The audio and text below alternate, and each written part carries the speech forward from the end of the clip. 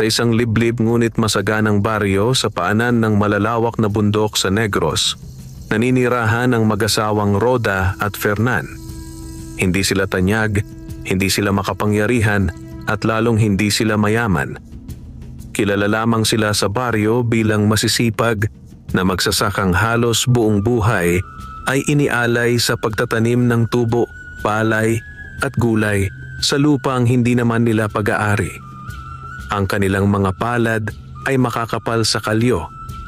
Ang kanilang mga balat ay nangingitim sa araw. At ang kanilang mga likod ay unti-unting yumuyuko sa bigat ng mga taon at ng kahirapan. Ngunit sa kabila ng lahat, hindi kailanman nawala sa kanilang mga puso ang pag-asa.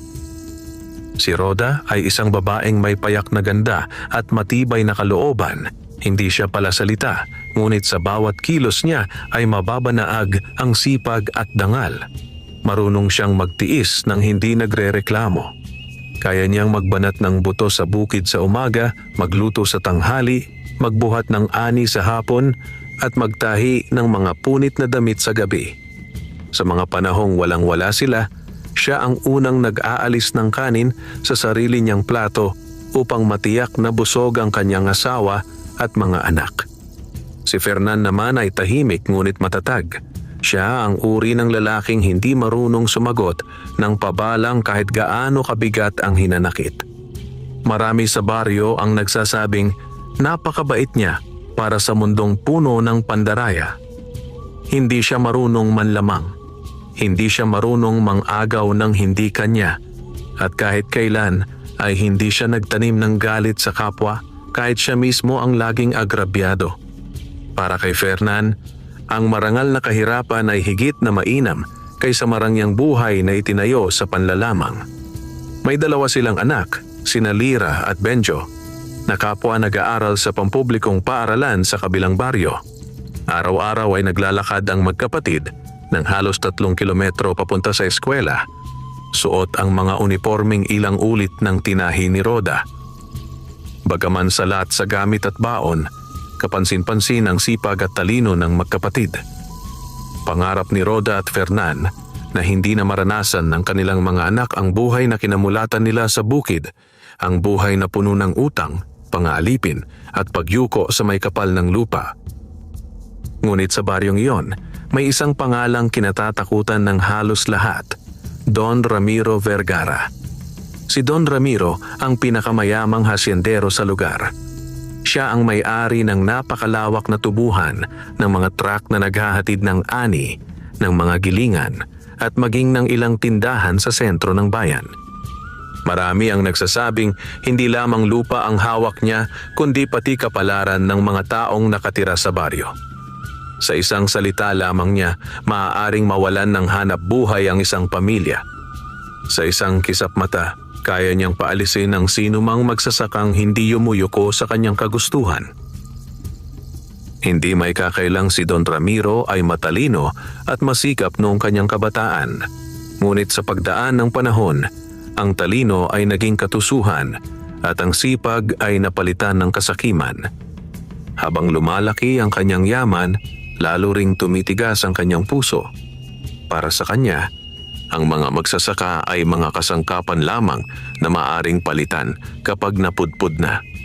Hindi niya tinitingnan ang kanilang paghihirap bilang bahagi ng kanyang tagumpay.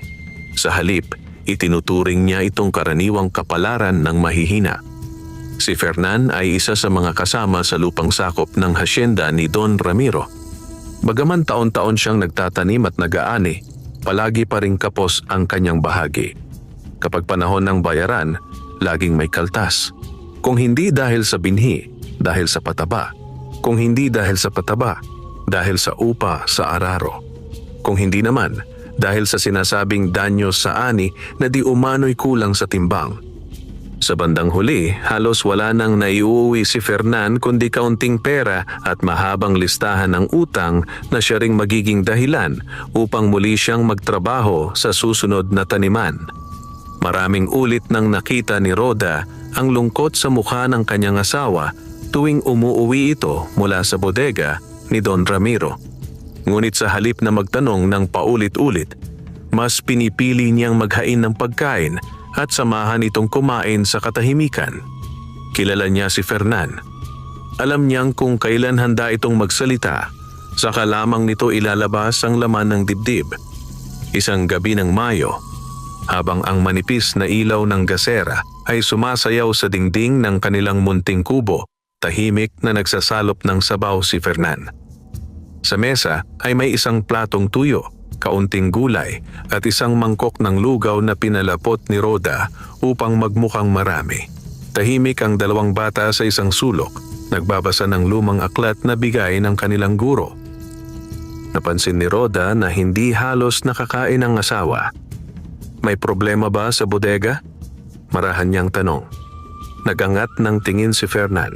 Sa kanyang mga mata ay mababa na agang pagod na matagal na niyang sinusupil. Kinaltas na naman ang kalahati ng bahagi ko, sagot niya. Sabi ng katiwala, bumaba raw ang presyo ng tubo. Tumaas naman daw ang gastos sa pataba at gasolina, kaya iyon na lang ang natira. Nakaraang anihan, iyan din ang sabi. Oo, mahinang tugon ni Fernan. At sa susunod, baka mas kaunti pa. Walang kasamang galit ang kanyang boses.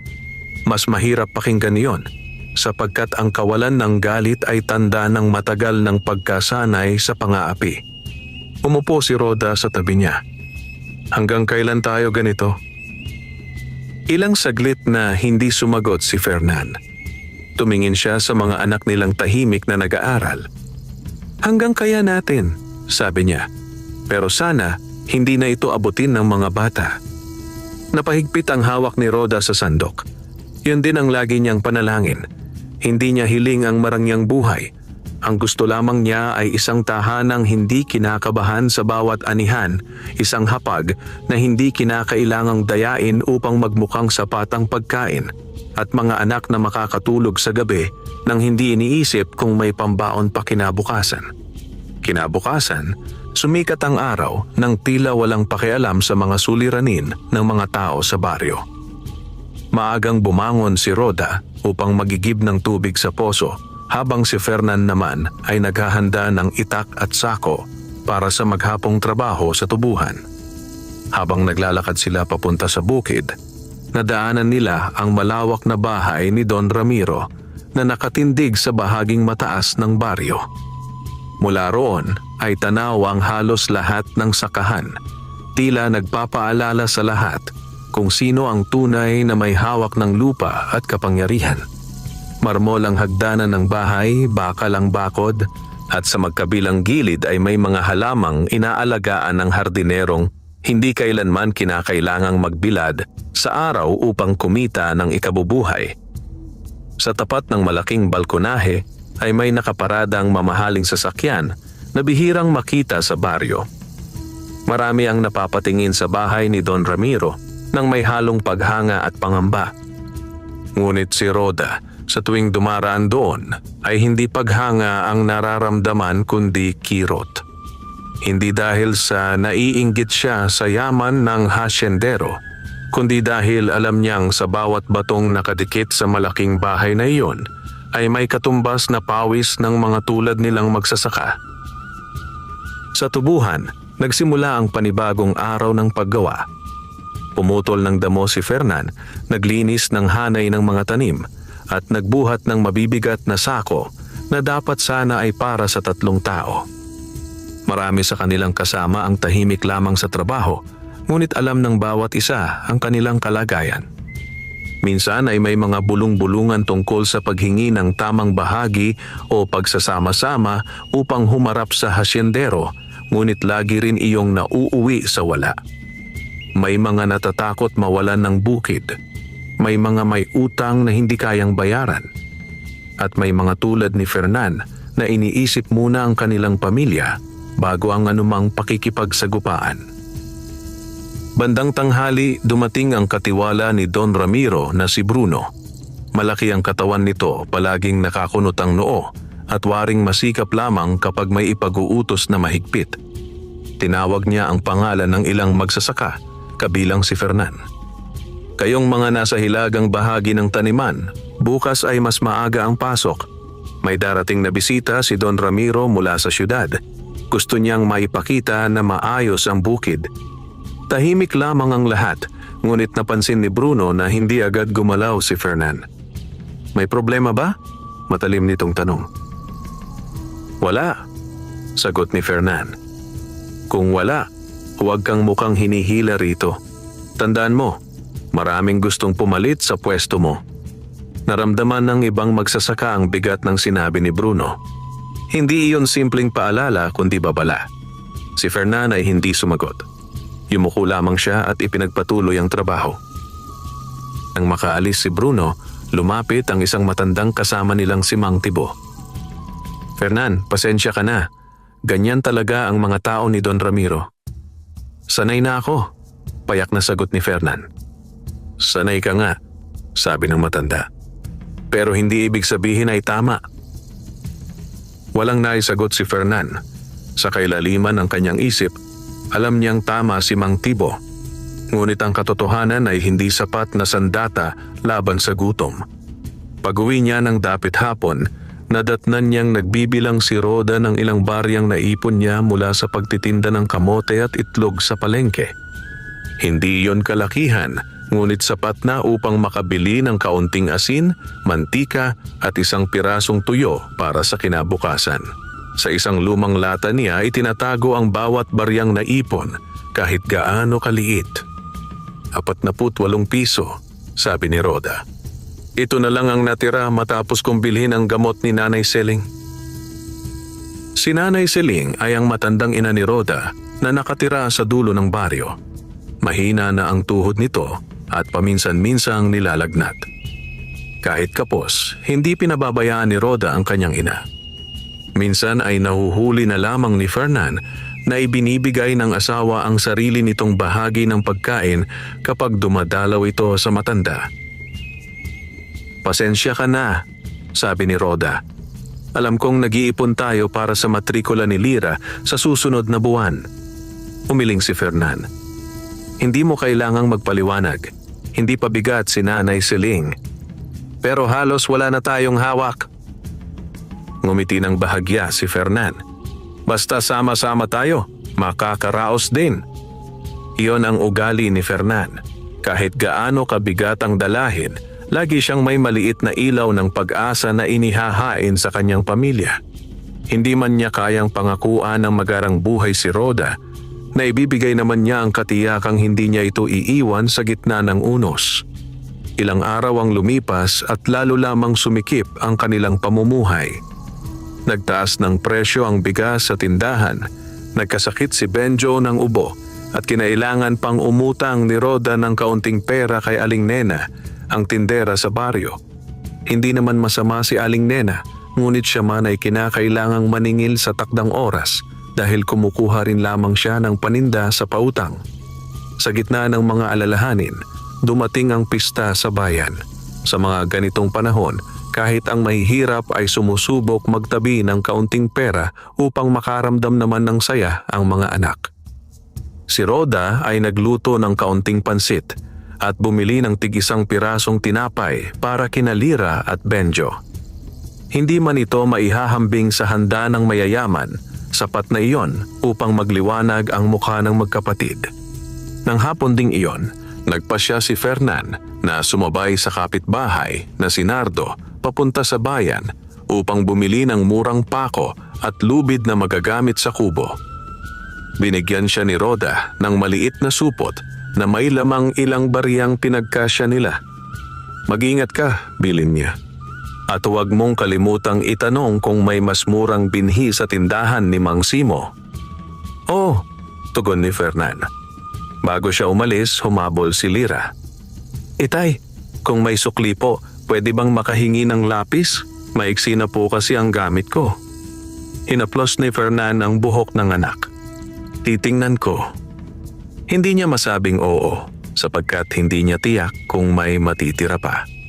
Sa bayan, maraming tao dahil sa pista. May mga nagtitinda ng palamuti, laruan, pagkain at mga gamit sa bukid. Sa gitna ng sigla ng palengke, kakaiba ang pakiramdam ni Fernan. Habang ang iba ay namimili ng may tuwa, siya ay maingat na humahawak sa supot ng pera upang hindi lumabis ang gastos.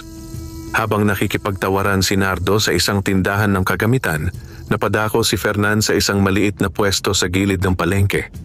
May matandang babae roong nagtitinda ng sigarilyo, candy, posporo at ilang tiket ng loto.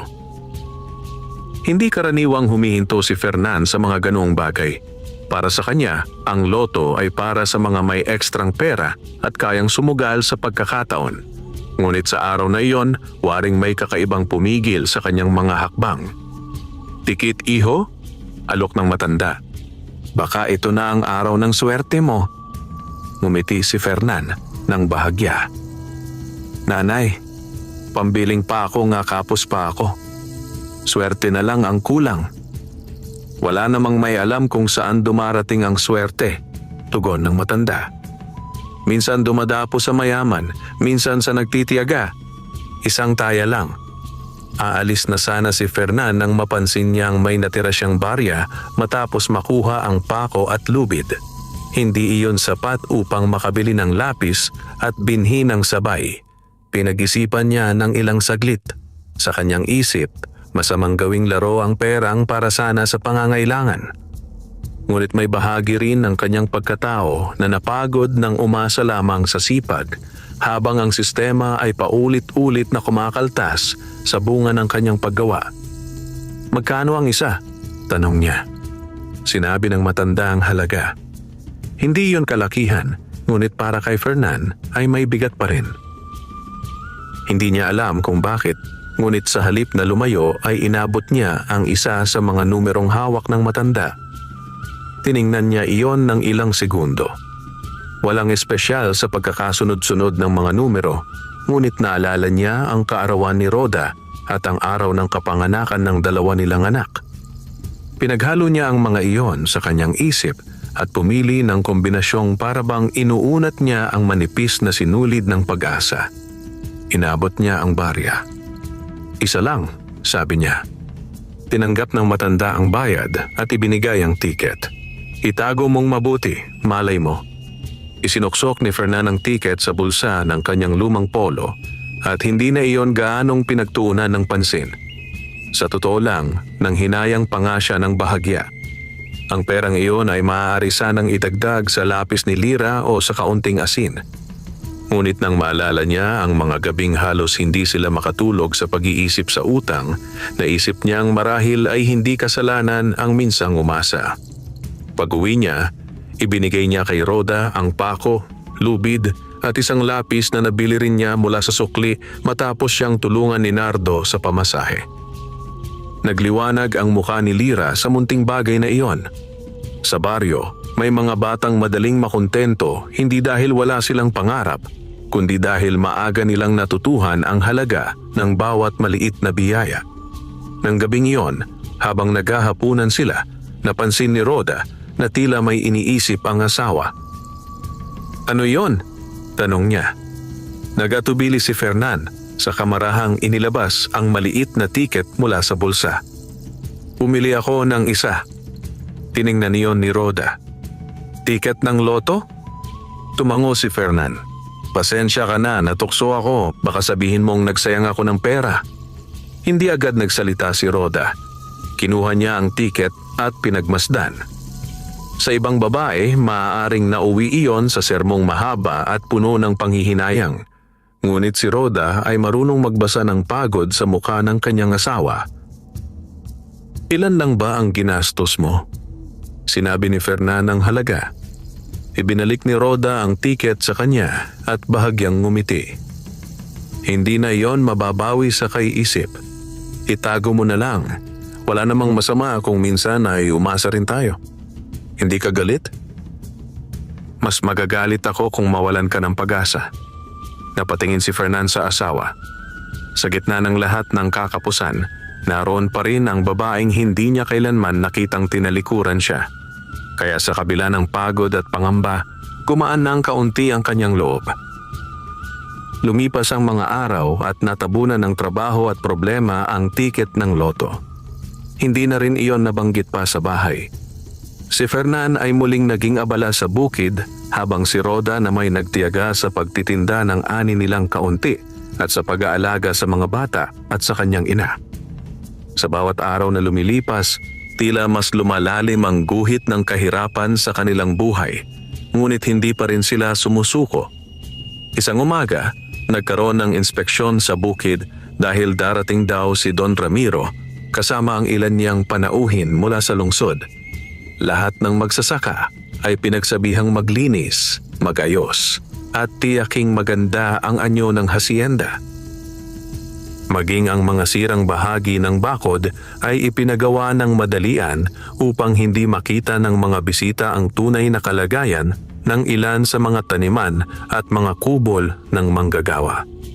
Dumating si Don Ramiro sakay ng itim na sasakyan, suot ang plansadong damit at mamahaling sombrero. Kasama niya ang kanyang anak na si Luciano, isang binatang lumaki sa Karangyaan at nag-aral sa Maynila.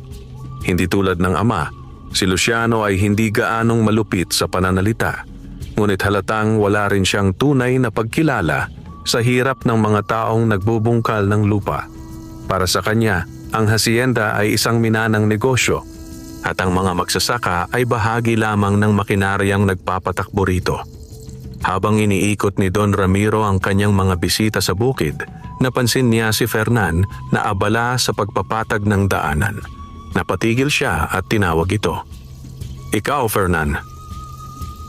Lumapit si Fernan at yumuko ng bahagya. "Balita ko, hindi raw maganda ang ani sa bahagi mo." "Ginawa ko po ang lahat ng makakaya ko, Don Ramiro," sagot niya. Tumaas ang kilay ng hasyendero. "Lahat ng makakaya? Kung talagang ginawa mo ang lahat, bakit mas mataas ang ani sa katabing hanay?" Alam ni Fernan ang sagot. Mas maayos ang pataba at irigasyon sa kabilang bahagi dahil paborito ng katiwala ang mga taong laging sumisipsip sa hasyendero. Ngunit hindi niya maaaring sabihin iyon. Baka po sa kondisyon ng lupa, maingat niyang tugon.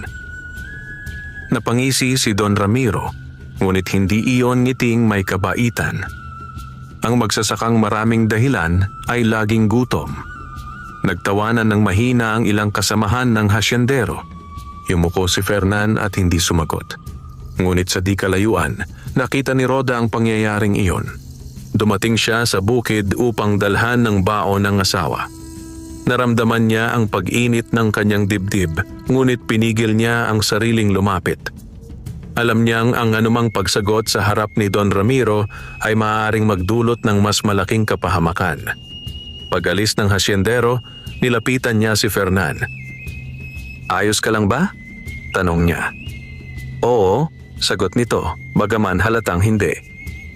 Hindi niya dapat sinabi iyon. "Hayaan mo na. Hanggang kailan natin hahayaan?" Napatingin si Fernan sa malawak na tubuhan na tila dagat na hindi nauubos. "Hindi ko alam," tapat niyang sabi. Sa gabing iyon, kakaiba ang katahimikan sa kanilang bahay. Ang mga bata ay maagang natulog matapos gawin ang takdang aralin. Si Rhoda naman ay nagkukumpuni ng lumang kumot habang si Fernan ay tahimik na nakaupo sa may bintana, nakatanaw sa dilim. "Iniisip mo pa rin si Don Ramiro?" tanong ni Rhoda. "Higit sa sinabi niya," tugon ni Fernan.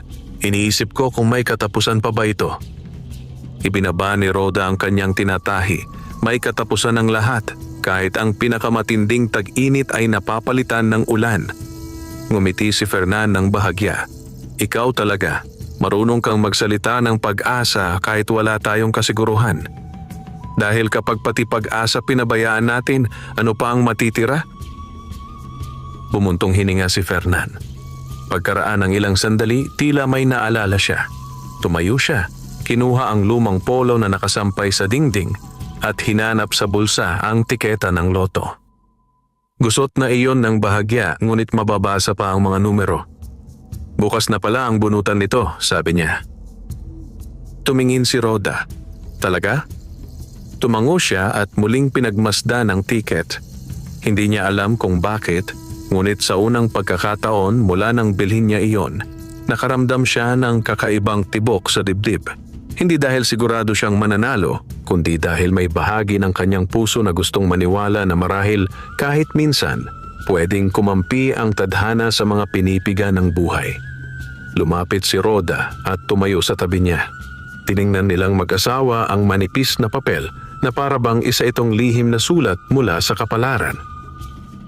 Manalo o matalo, sabi ni Rhoda. Hindi naman tayo titigil sa pagsisikap.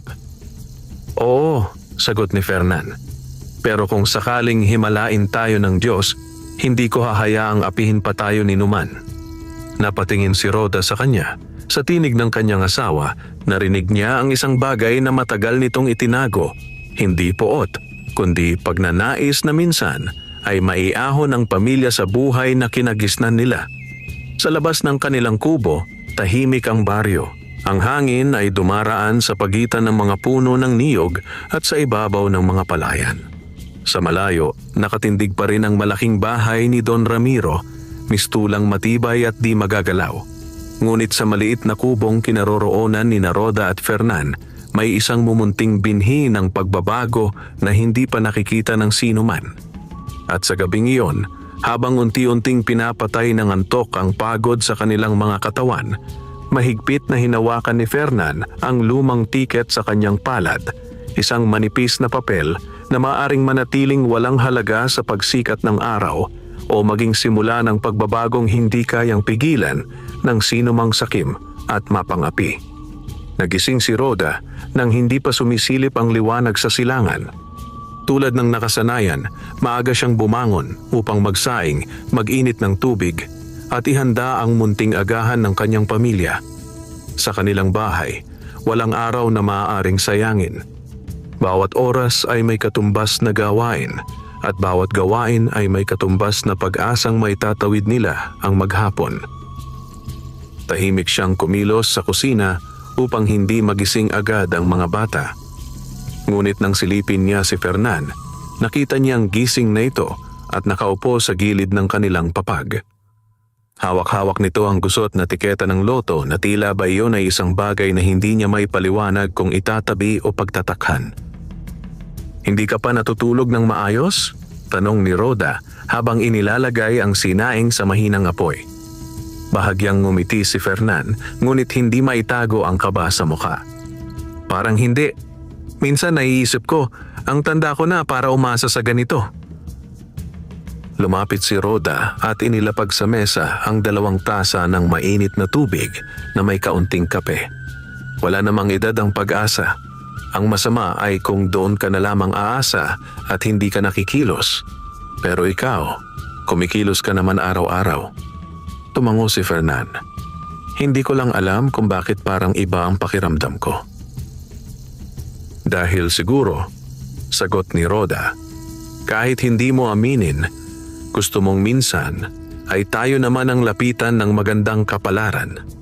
Hindi na sumagot si Fernan. Uminom na lamang siya ng kape habang pinagmamasdan ang unti-unting pagliliwanag sa labas. Sa malayo ay naririnig na ang tilaok ng mga manok at ang mahihinang yabag ng ilang kapitbahay na naghahanda na rin para sa bukid. Isa na naman sanang ordinaryong araw iyon. Pareho ang oras ng paggising, pareho ang hangin, pareho ang pagod na naghihintay. Ngunit sa kaibuturan ng kanyang dibdib, may mumunting kaba na hindi niya maialis. Pagkagising ng mga bata, mabilis na napuno ng simpleng sigla ang kanilang munting bahay. Si Lyra ay nag-ayos ng kanyang lumang bag habang si Benjo na may hinahanap ang isa niyang tsinelas na naipasok na naman ng aso sa ilalim ng bangko. Kahit salat sa gamit at baon, magaan pa ring tumatawa ang magkapatid sa maliliit na kalokohan ng umaga. Ito ang mga sandaling pinakamahalaga kay Rhoda, ang makita ang mga anak na marunong pa ring ngumiti sa kabila ng hirap. Bago umalis ang mga bata, inabot ni Rhoda ang kanilang baon na kamote at tig-isang maliit na piraso ng nilagang saging. Pagtiyagaan ninyo ito, sabi niya. Opo, inay, sagot ni Lyra. Lumapit si Benjo kay Fernan at napansing hawak pa rin nito ang tiketa ng loto. Itay, mananalo po ba tayo dyan? Napangiti si Fernan at kinurot ng marahan ang pisngi ng anak. Hindi ko alam.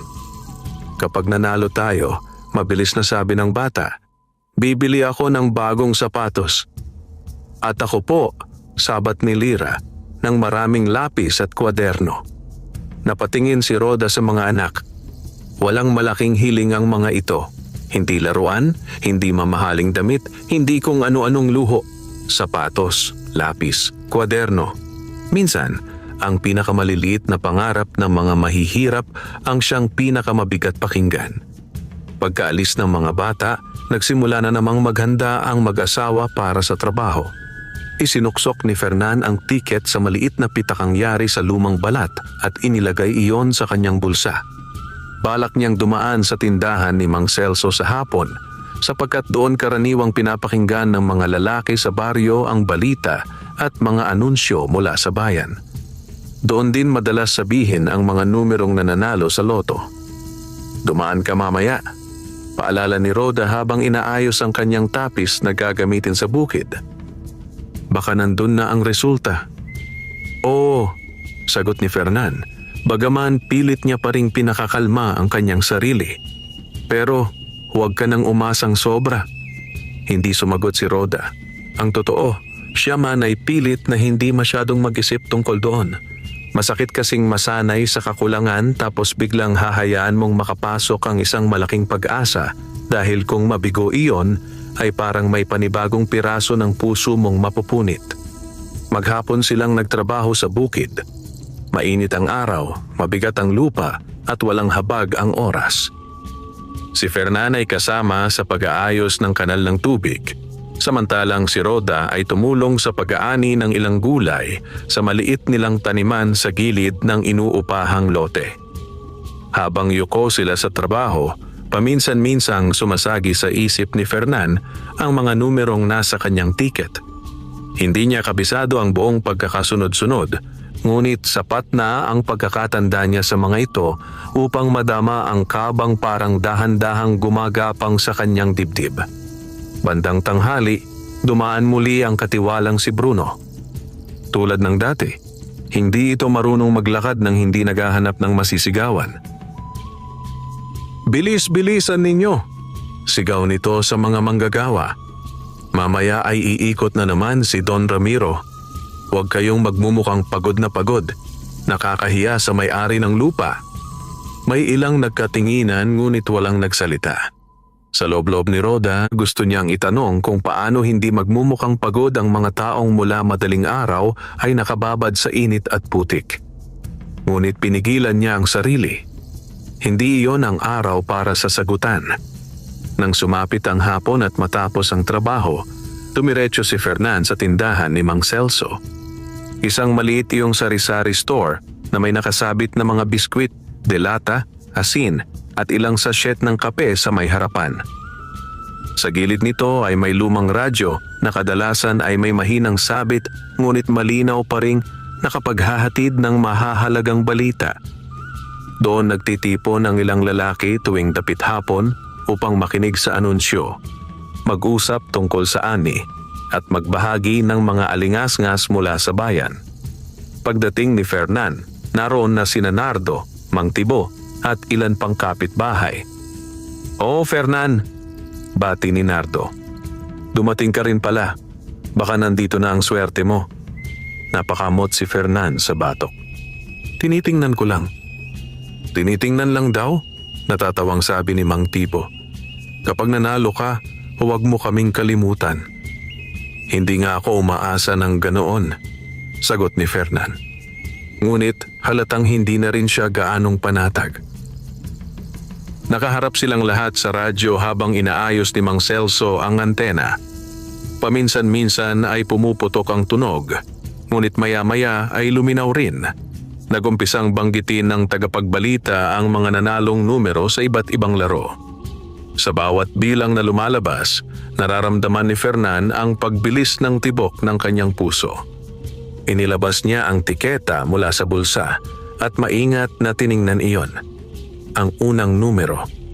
Napakurap siya. Pareho. Tiningnan niya uli ang tiket. Ang ikalawang numero.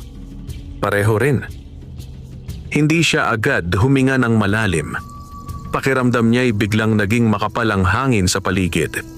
Ang mga sumunod na numero ay tila ibinubulong ng radyo mula sa napakalayong lugar. Ngunit bawat isa ay tumatama sa kanyang pandinig na tila malalakas na hampas sa dibdib. Ikatlo. Pareho. Ikaapat.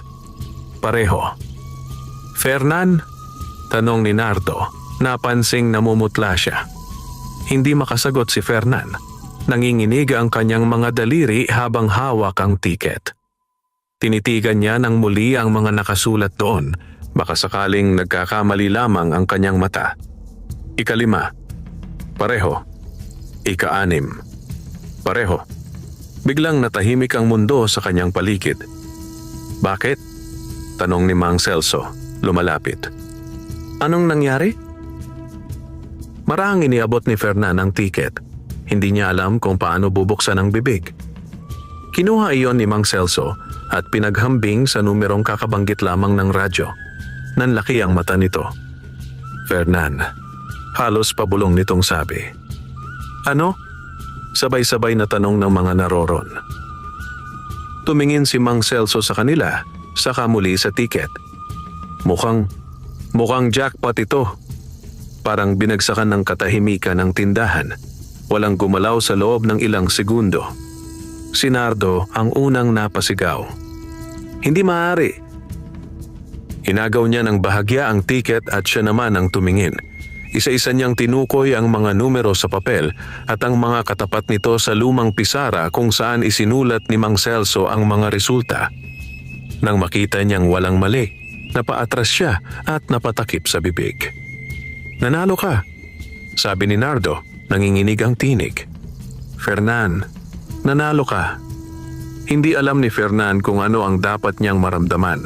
Gusto niyang maniwala ngunit natatakot siyang baka may mali. Baka maling laro ang tiningnan nila. Baka may kulang.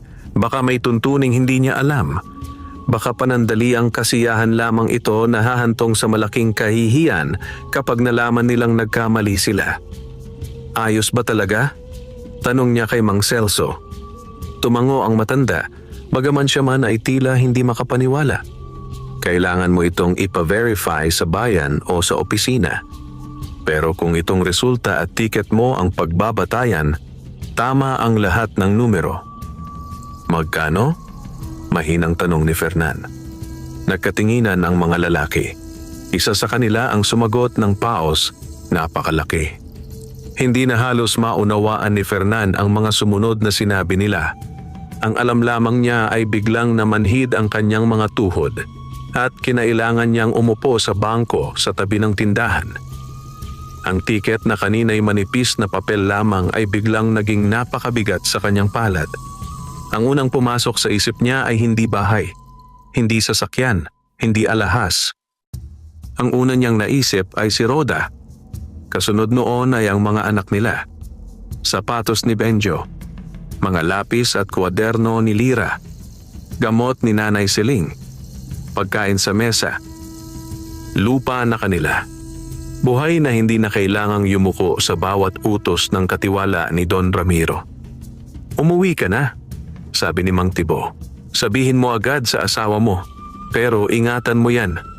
Huwag na huwag mong ipagsasabi kung kani-kanino. Mabilis na tumango si Mang Celso. Tama, ilagay mo sa ligtas. Bukas na bukas pumunta kayo sa bayan. Tumayo si Fernan, ngunit tila hindi siya sigurado kung tama ba ang nararamdaman ng kanyang mga paa.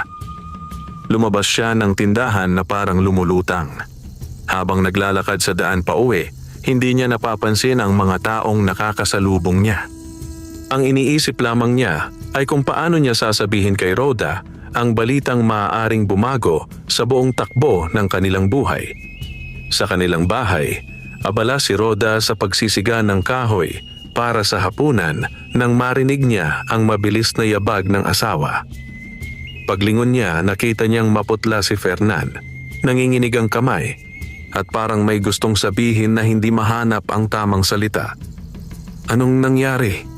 Agad niyang tanong. May masama ba? Hindi agad sumagot si Fernan. Isinara muna niya ang pinto at saka inilabas ang tiket. Tiningnan niya si Rhoda na para bang nais niyang tiyakin na gising siya na totoo ang lahat. "Rhoda," paus niyang sabi, "mukhang nanalo tayo." Natigilan si Rhoda. "Ano?" "Nakita namin sa radyo. Kumpleto ang numero." Hindi pa rin gumagalaw si Rhoda. Para bang hindi agad pumasok sa isip niya ang kahulugan ng narinig. "Jackpot?" Marahan niyang tanong. Tumango si Fernan. Napahawak si Rhoda sa gilid ng lamesa. "Fernan, huwag mo akong biruin." "Hindi ako nagbibiro." Lumapit siya at iniabot ang tiket. Pinagmasdan niyon ni Rhoda na para bang hindi naman niya mauunawaan ang mga numerong naroon, ngunit gusto lamang niyang makita ang bagay na biglang naging sentro ng kanilang paghinga. Pagkaraan ng ilang sandali, napaupo siya sa bangko at napahawak sa dibdib. "Diyos ko," bulong niya. Hindi sila agad nakapagsalita. Sa tahimik nilang bahay, tanging lagitik ng nasusunog na kahoy at ang mahinang huni ng hangin sa labas ang maririnig. Hindi yon katahimikang walang laman, kundi katahimikang puno ng takot, ligaya, pangamba, at pagtatakang hindi pa kayang pangalanan. "Mali kaya?" tanong ni Rhoda matapos ang ilang sandali. "Baka may pagkakamali lang." "Iyan din ang iniisip ko. Kaya bukas, pupunta tayo sa bayan para ipa-verify." "Bukas na bukas," mabilis na sagot ni Rhoda. "At wala muna tayong pagsasabihan." Ngunit huli na ang lahat para manatiling ganap na lihim ang balita. Sa baryo, ang mga pangyayari ay bihirang manatiling sikreto ng matagal. Ang mga lalaking nasa tindahan kanina ay bagaman pinangaralan ni Mang Celso na manahimik muna, ay hindi na itago ang kanilang gulat sa mga mukha. May nakasalubong silang ilan sa daan. May nagtanong kung bakit nagkakagulo sa tindahan. May isang nagsabi na tila raw nanalo si Fernan sa loto. At mula roon ay kumalat na ang bulong na parang apoy na mabilis kinain ng tuyong damo. Hindi pa sumasapit ang gabi nang may kumatok sa kanilang pintuan. Si Aling Nena iyon. "Rhoda, totoo ba?" tanong nito agad. Bagaman maingat pa ring ibinaba ang boses. Nagkatinginan ng mag-asawa. "Ano po iyon?" pakunwari ni Rhoda. "May nagsabi sa tindahan na nanalo raw si Fernan sa loto." Hindi agad sumagot si Fernan, ngunit si Aling Nena ay hindi masamang tao. Marami na rin itong naitulong sa kanila noon sa simpleng pagpapautang ng bigas o asin kapag gipit sila. Kaya maraan niyang sinabi, "Hindi pa namin tiyak ng buo. Ipapa-verify pa namin bukas." Napasinghap si Aling Nena. "Nako, kung totoo man, salamat sa Diyos. Kayo naman ang pinagpala." Ngunit kahit mabuting balita iyon, hindi maikakailang may kasamang panganib ang biglaang pagbabago sa kanilang katayuan. Alam ni Rhoda na ang pera ay parang apoy. Pwedeng magbigay ng init at liwanag, ngunit pwede ring pagmulan ng sakuna kapag hindi maingat. Makalipas ang ilang sandali, may isa na namang kumatok. Pagkatapos ay isa pa. Hanggang sa ang ilang kapitbahay ay nagsimulang dumungaw, bumati at magtanong ng may halong pananabik at pag-uusyoso. Ang iba ay taos puso ang tuwa. Ang iba na may bahid ng pagnanais na makaalam ng detalye. At mayroon ding iilan na tahimik lamang nagmamasid. Sa kabilang dulo ng baryo, sa malaking bahay na maliwanag ang beranda, naabot din ng balita ang tenga ni Don Ramiro. Nasa hapag siya ng hapunan kasama ang anak niyang si Luciano at ang katiwalang si Bruno nang pumasok ang isa sa kanyang tauhan upang maghatid ng ulat mula sa baryo. "Don Ramiro," sabi ng tauhan, "may balita po. Iyong magsasakang si Fernan, ang sabi sa tindahan, nanalo raw sa loto." Napatigil si Don Ramiro sa pagputol ng karne sa kanyang plato. "Sino?" "Si Fernan po, asawa ni Rhoda, iyong nasa hilagang bahagi ng sakahan." "Imposible," malamig na sabi ni Bruno. "Baka chismis lang." "Hindi raw po. Galing mismo sa tindahan ni Mang Celso ang usapan. Tahimik na uminom ng alak si Don Ramiro. Ngunit sa kanyang mga mata ay sumiklab ang malamig na interes. Hindi siya naniniwala agad sa mga tsismis, ngunit likas sa kanya ang pagiging mapagbantay sa anumang maaaring makasagasa sa kanyang impluensya sa baryo. Kung totoo man, sabi niya matapos ang ilang sandali, madaling magpalaki ng ulo ang pera sa mga taong hindi sanay humawak nito. Napatingin si Luciano sa ama, ngunit hindi nagsalita. Nagpatuloy si Don Ramiro, at ang mga taong biglang yumayaman ay madalas ding mabilis maubos. Gusto niyo po bang ipasilip ko? Tanong ni Bruno. Hindi pa, sagot ng hasyendero. Hintayin muna nating makumpirma, pero bantayan mo. Ayokong may kung anong mangyari sa baryo na hindi ko alam. Tumango si Bruno. Sa kabilang banda, sa maliit na bahay ni na Fernan, lalong sumisikip ang hangin sa dami ng iniisip nila. Pagkaraang umalis ang mga huling kapitbahay, agad isinara ni Roda ang pinto at ibinaba ang kahoy na trangka. Hindi mabuti ito, sabi niya. Alam ko. Kailangan nating mag-ingat.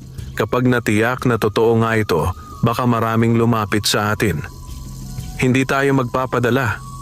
Umupo si Roda sa tabi ng lamparang may mahinang apoy. Hindi lang mga ordinaryong tao ang iniisip ko. Naunawaan agad ni Fernan ang ibig niyang sabihin. Si Don Ramiro? Tanong niya. Tumango si Roda. Matagal na tayong nasa ilalim ng lupa niya. Kung malaman niyang may pera na tayo, hindi ako magtataka kung gumawa siya ng paraan para mapasunod pa rin tayo. Tahimik si Fernan. Hindi pa man dumarating ang pera ay ramdam na niya ang anino ng panganib. Hindi lahat ng kaaway ay lumalapit ng may sigaw. Ang iba ay nakangiti at nakabarong. Nang gabing iyon, hindi sila halos nakatulog.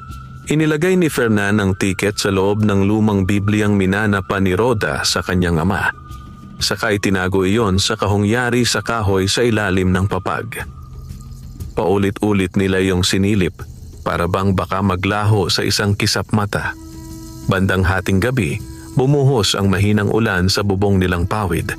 Nakahiga si Roda ngunit dilat ang mga mata. Katabi niya si Fernan na tila gising din.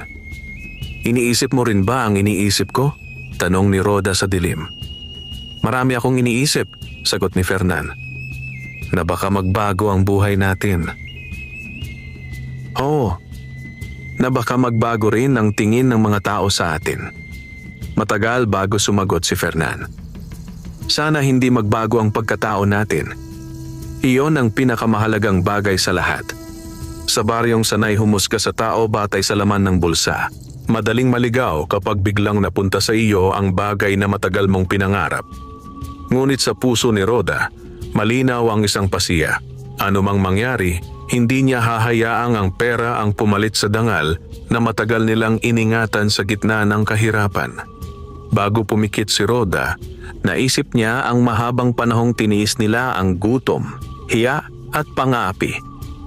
Naalala niya ang mga gabing sabaw lamang ang ulam, ang mga panahong hindi nila mabili ang gamot ng ina niya at ang mga araw na kailangan nilang ngumiti sa harap ng mga anak kahit hindi nila alam kung saan kukuha ng baon kinabukasan. At ngayon, narito sila sa gilid ng isang pagbabagong hindi nila pa lubusang mahawakan. Ngunit sa bawat malaking biyaya, may kasunod ding malaking pagsubok. Pagsikat ng araw kinabukasan, kailangan nilang pumunta sa bayan upang tiyakin ang katotohanan. At kapag nakumpirma ang kanilang panalo, hindi na lamang kahirapan ang haharapin nila. Kakaharapin nila ang inggit, kasakiman at kapangyarihang ayaw malamangan. Sa malaking bahay sa itaas ng baryo, si Don Ramiro ay gising pa rin. Nakaupo sa kanyang veranda habang pinagmamasdan ng malawak niyang lupain sa ilalim ng ulan. Hindi niya nakikita ang kubo ni Roda at Fernan mula sa kanyang kinauupuan. Ngunit alam niyang sa gabing iyon ay may nangyaring bagay na maaaring sumira sa dating kaayusan ng baryong sana'y sumunod sa kanya. At sa unang pagkakataon matapos ang mahabang panahon, may isang magsasakang dati niyang minamaliit na maaaring hindi na yumuko sa kanya kailanman. Maagang nagising sina Rhoda at Fernan kinabukasan, ngunit iba ang bigat ng umagang iyon kumpara sa mga nakasanayan nila. Hindi lamang gutom at trabaho ang kanilang iniisip, kundi isang katotohanang maaaring tuluyang magbago sa direksyon ng kanilang buhay. Tahimik silang naghanda, walang gaanong usapan habang nagkakape. Ang dating payak na bahay na puno ng ingay ng pang-araw-araw na gawain ay tila naging masikip dahil sa kaba at pag-aalala. Sa isang sulok, mahimbing pang natutulog sina Lyra at Benjo, walang kamalay-malay sa maaaring mangyari sa araw na iyon. "Gigisingin ba natin sila?" tanong ni Rhoda. Umiling si Fernan. "Hayaan muna natin, mas mabuti nang hindi muna sila mag-alala." Tumango si Rhoda. Maingat niyang tinakpan ng kumot ang mga bata bago lumapit kay Fernan. "Sigurado ka bang dala mo na?" tanong niya. Tahimik na tumango si Fernan at inilabas ang maliit na kahong kahoy. Binuksan niya iyon at kinuha ang Biblia kung saan nakatago ang tiket. Marahan niyang inilabas ang papel at muling tiningnan ang mga numero. Tila ba nais niyang tiyakin sa ika-100 pagkakataon na hindi siya nananaginip. "Hindi pa rin ako makapaniwala," bulong niya. "Kaya nga pupunta tayo ngayon," sagot ni Rhoda, "para malaman na natin ang totoo." Ipinulupot ni Fernan ang tiket sa loob ng isang malinis na piraso ng tela at itinago iyon sa loob ng kanyang dibdib, sa ilalim ng kanyang damit. Hindi niya kayang ipagsapalaran na mawala iyon. Hindi lamang papel ang hawak niya. Iyon ay maaaring maging susi sa kalayaan nila mula sa matagal na pagkakagapos sa kahirapan. Sumakay sila ng lumang jeep na papunta sa bayan. Sa loob, may ilang pasaherong pamilyar sa kanila, ngunit pinili nilang manahimik. May mga tumitingin, may mga nagbubulungan. Tila may ilan nang nakarinig ng balita, ngunit walang nagsalita ng direkta. Habang umaandar ang jeep sa baku-bakong daan, napahawak si Rhoda sa kamay ni Fernan. "Kinakabahan ako," sabi niya. "Ako rin," tapat na sagot ni Fernan. "Pero kailangan natin itong harapin." Pagdating sa bayan, dumiretso sila sa tanggapan ng loto. Hindi iyon kalakihan, isang simpleng gusali na may pila ng mga taong may hawak ding mga tiket. Ang iba ay umaasang makakuha ng kaunting premyo. Ang iba na may tila sanay ng matalo, ngunit patuloy pa ring sumusubok. Sa pagpasok nila, naramdaman ni Fernan ang bigat ng bawat hakbang. Lumapit sila sa isang empleyado sa likod ng mesa. "Ano po ang may tutulong namin?" Magalang na tanong nito. Inabot ni Fernan ang ticket. "Gusto po naming ipa-verify ito." Kinuha ng empleyado ang papel at tiningnan ito ng maigi. Inilagay niya ito sa scanner at saka muling sinuri sa kanyang monitor. Habang ginagawa iyon, tila bumagal ang oras para kay Rhoda at Fernan. Ang bawat segundo ay parang isang mahabang paghihintay sa hatol ng kapalaran. Biglang tumingin ang empleyado sa kanila. "Sandali lang po," sabi nito. Medyo nag-iba ang tono. Tumayo ito at lumapit sa isang mas mataas na opisyal sa loob ng tanggapan. Ipinakita ang tiket. Nag-usap sila ng pabulong, ngunit halatang seryoso ang kanilang ekspresyon. Maya-maya, lumapit ang opisyal kay Rhoda at Fernan. "Kayo po ba ang may-ari ng tiket na ito?" tanong niya. "Opo," sagot ni Fernan. "May dalang kayong ID?" Agad inilabas ni Fernan ang kanyang lumang identification card. Tiningnan iyon ng opisyal at muling tumingin sa tiket. "Maaari po ba kayong sumunod sa loob?" Nagkatinginan sina Rhoda at Fernan. Sa sandaling iyon, naramdaman nila na hindi na ito simpleng pag-verify lamang. May kakaibang bigat na ang mga pangyayari. Pumasok sila sa isang maliit na opisina. Pinaupo sila ng opisyal at isinara ang pinto. "Gusto ko munang ipaalam sa inyo," maingat na sabi nito, "na ang tiket na hawak ninyo ay tumutugma sa lahat ng nanalong numero." Napatakip si Rhoda sa bibig. Napapikit si Fernan. "Hindi lang po iyon," dagdag ng opisyal. "Ito ang jackpot prize." Hindi na napigilan ni Rhoda ang kanyang luha. Tahimik itong pumatak, hindi dahil sa lungkot, kundi dahil sa bigat ng emosyon na matagal na nilang kinimkim. "Totoo po ba?" nanginginig na tanong ni Fernan. "Opo," sagot ng opisyal. "Kayo ang nag-iisang nanalo sa draw na ito." Para kay Fernan, tila gumuho ang pader na matagal niyang itinayo sa kanyang sarili. Ang pader ng pagtitiis, ng pagtanggap, ng paniniwalang iyon na ang kanilang kapalaran. At sa pagkaguho nito, unti-unting pumasok ang isang bagong liwanag. Isang liwanag na hindi niya pa lubusang maunawaan. Ipinaliwanag ng opisyal ang proseso ng pag-claim ng premyo. May mga papeles na kailangang pirmahan, mga patunay na kailangang ipakita at mga hakbang na kailangang sundin upang matiyak ang seguridad ng kanilang panalo. Isa pa po, dagdag ng opisyal, ipinapayo namin na huwag muna ninyong ipaalam sa marami ang tungkol dito para sa inyong kaligtasan. Nagkatinginan sina Rhoda at Fernan. Huli na po yata, mahina nilang sabi. Paglabas nila ng tanggapan, hindi na pareho ang pakiramdam ng mundo. Ang dating bayan na tila malayo at puno ng kakulangan ay biglang naging mas maliwanag, ngunit may kasamang aninong hindi nila inaasahan. Habang naglalakad sila pabalik sa terminal, may ilang nakapansin sa kanila. May mga ngiti, may pagbati, at may mga matang tila sumusukat sa kanila mula ulo hanggang paa. "Nanalo daw kayo?" tanong ng isang hindi nila kilala. Hindi sumagot si Fernan. Hinila lamang niya si Rhoda upang magpatuloy sa paglalakad. Pagdating nila sa sakayan, mas malinaw na ang bulong ng mga tao. "Siya yan. Iyon ang magsasaka. Biglang yumaman." Hindi komportable si Rhoda. "Fernan, parang hindi na ito mabuti." "Alam ko," sagot niya. "Kailangan nating umuwi agad." Sa baryo, mas mabilis pa sa hangin ang pagkalat ng balita. Bago pa man makarating ang mag-asawa, alam na ng halos lahat ang kanilang panalo.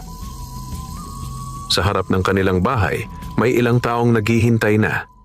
Sina Nardo, Mang Tibo, Aling Nena at iba pang kapitbahay. Pagkababa pa lamang ni Rhoda at Fernan, sinalubong na sila ng mga tanong at pagbati.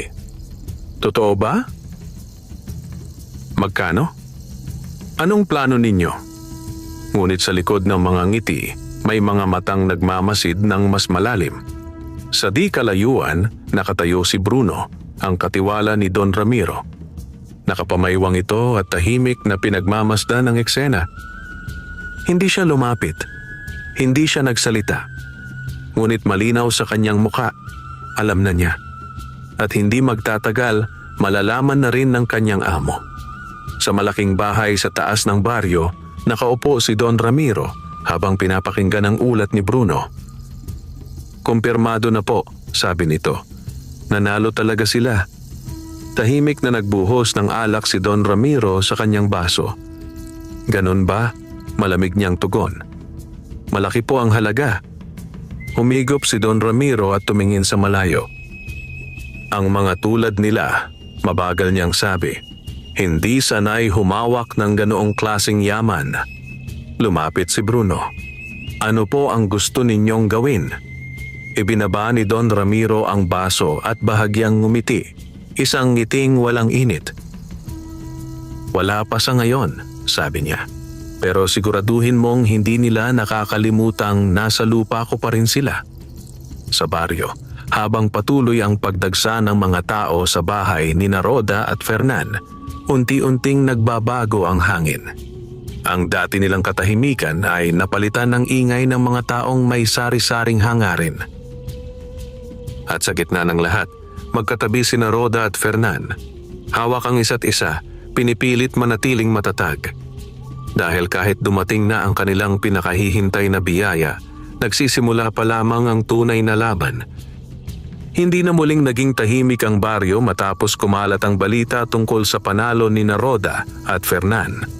Ang dati payak at hindi napapansing kubo ay naging sentro ng usapan, at ang mag-asawang minsang dumaraan lamang sa gilid ng pansin ng lahat ay biglang naging paksa ng bawat bulungan. Kinabukasan matapos makumpirma ang kanilang panalo, maaga pa lamang ay may mga taong naghihintay na sa labas ng kanilang bahay. May mga kapitbahay na dala ang ngiti at pagbati. May mga kamag-anak na matagal nang hindi nagpapakita, ngunit ngayoy biglang nagparamdam. At meron ding mga hindi nila kilala. Mga taong tila may sadya, ngunit hindi pa agad inilalantad. Si Rhoda ay abala sa loob ng bahay. Pilit inaayos ang kaayusan ng kanilang tahanan na tila biglang naging masikip sa dami ng bisita. Si Fernan naman ay nakatayo sa may pintuan, hindi alam kung paano haharapin ang lahat. "Fernan!" masiglang bati ni Nardo. "Iba ka na, hindi na kita matatawag na kasama sa bukid." Ngumiti si Fernan, ngunit may halong pag-aalinlangan. Hindi naman nagbabago ang tao dahil lang sa pera. "Madali mong sabihin niyan," sagot ni Nardo. "Pero tingnan natin sa mga susunod na araw." May bahid iyon ng biro, ngunit may laman ding katotohanan. Lumapit si Aling Nena. "Iho, natutuwa ako para sa inyo, pero mag-ingat kayo. Hindi lahat ng lumalapit ay may mabuting hangarin." "Salamat po," sagot ni Rhoda, na ngayon ay lumabas na rin upang sumalubong sa mga tao. "Hindi po namin makakalimutan ang mga tumulong sa amin noong kami wala." Ang mga salitang iyon ay simple, ngunit malinaw ang mensahe. Hindi nila kakalimutan ang nakaraan, ngunit hindi rin ibig sabihin noon na basta na lamang silang magbibigay sa sinuman. Habang patuloy ang pagdating ng mga tao, napansin ni Rhoda ang ilang kakaibang kilos. May mga taong nagmamasid lamang mula sa malayo. May mga hindi lumalapit ngunit nakatingin ng matagal. At may ilan ding tila sinusukat ang bawat galaw nila. "Fernan," mahina niyang sabi habang nakatalikod sa mga bisita, "hindi na ito normal." "Oo," tugon nito. "Kailangan nating mag-ingat." Sa loob ng bahay, naupo sila sandali upang makapag-usap ng maayos. "Ano ang plano natin?" tanong ni Rhoda. "Una," sagot ni Fernan, "kukunin natin ang pera sa tamang paraan. Susunod, babayaran natin ang lahat ng utang natin. Kasama si Aling Nena. Oo, at pati ang iba pa." "Tapos?" napaisip si Fernan. "Gusto kong bumili ng sariling lupa." Napatingin si Rhoda sa kanya. "Lupa ang hindi na natin kailangang ipakiusap kanino man." Tumango si Fernan. "At hindi na tayo magtatrabaho sa ilalim ni Don Ramiro." Iyon ang unang pagkakataon na tahasan nilang binanggit ang posibilidad ng paglaya mula sa hasyenda. Ngunit kasabay ng pag-asa ay ang pangamba. "Sa tingin mo, papayag siya?" tanong ni Rhoda. Hindi agad sumagot si Fernan. Hindi na natin kailangang humingi ng permiso. Ngunit pareho nilang alam, hindi ganoon kasimple iyon. Habang nag-uusap sila, biglang nagkaroon ng kakaibang katahimikan sa labas. Unti-unting humina ang ingay ng mga tao at tila may dumating na presensyang nagbigay ng bigat sa hangin. "Bakit tahimik?" tanong ni Rhoda.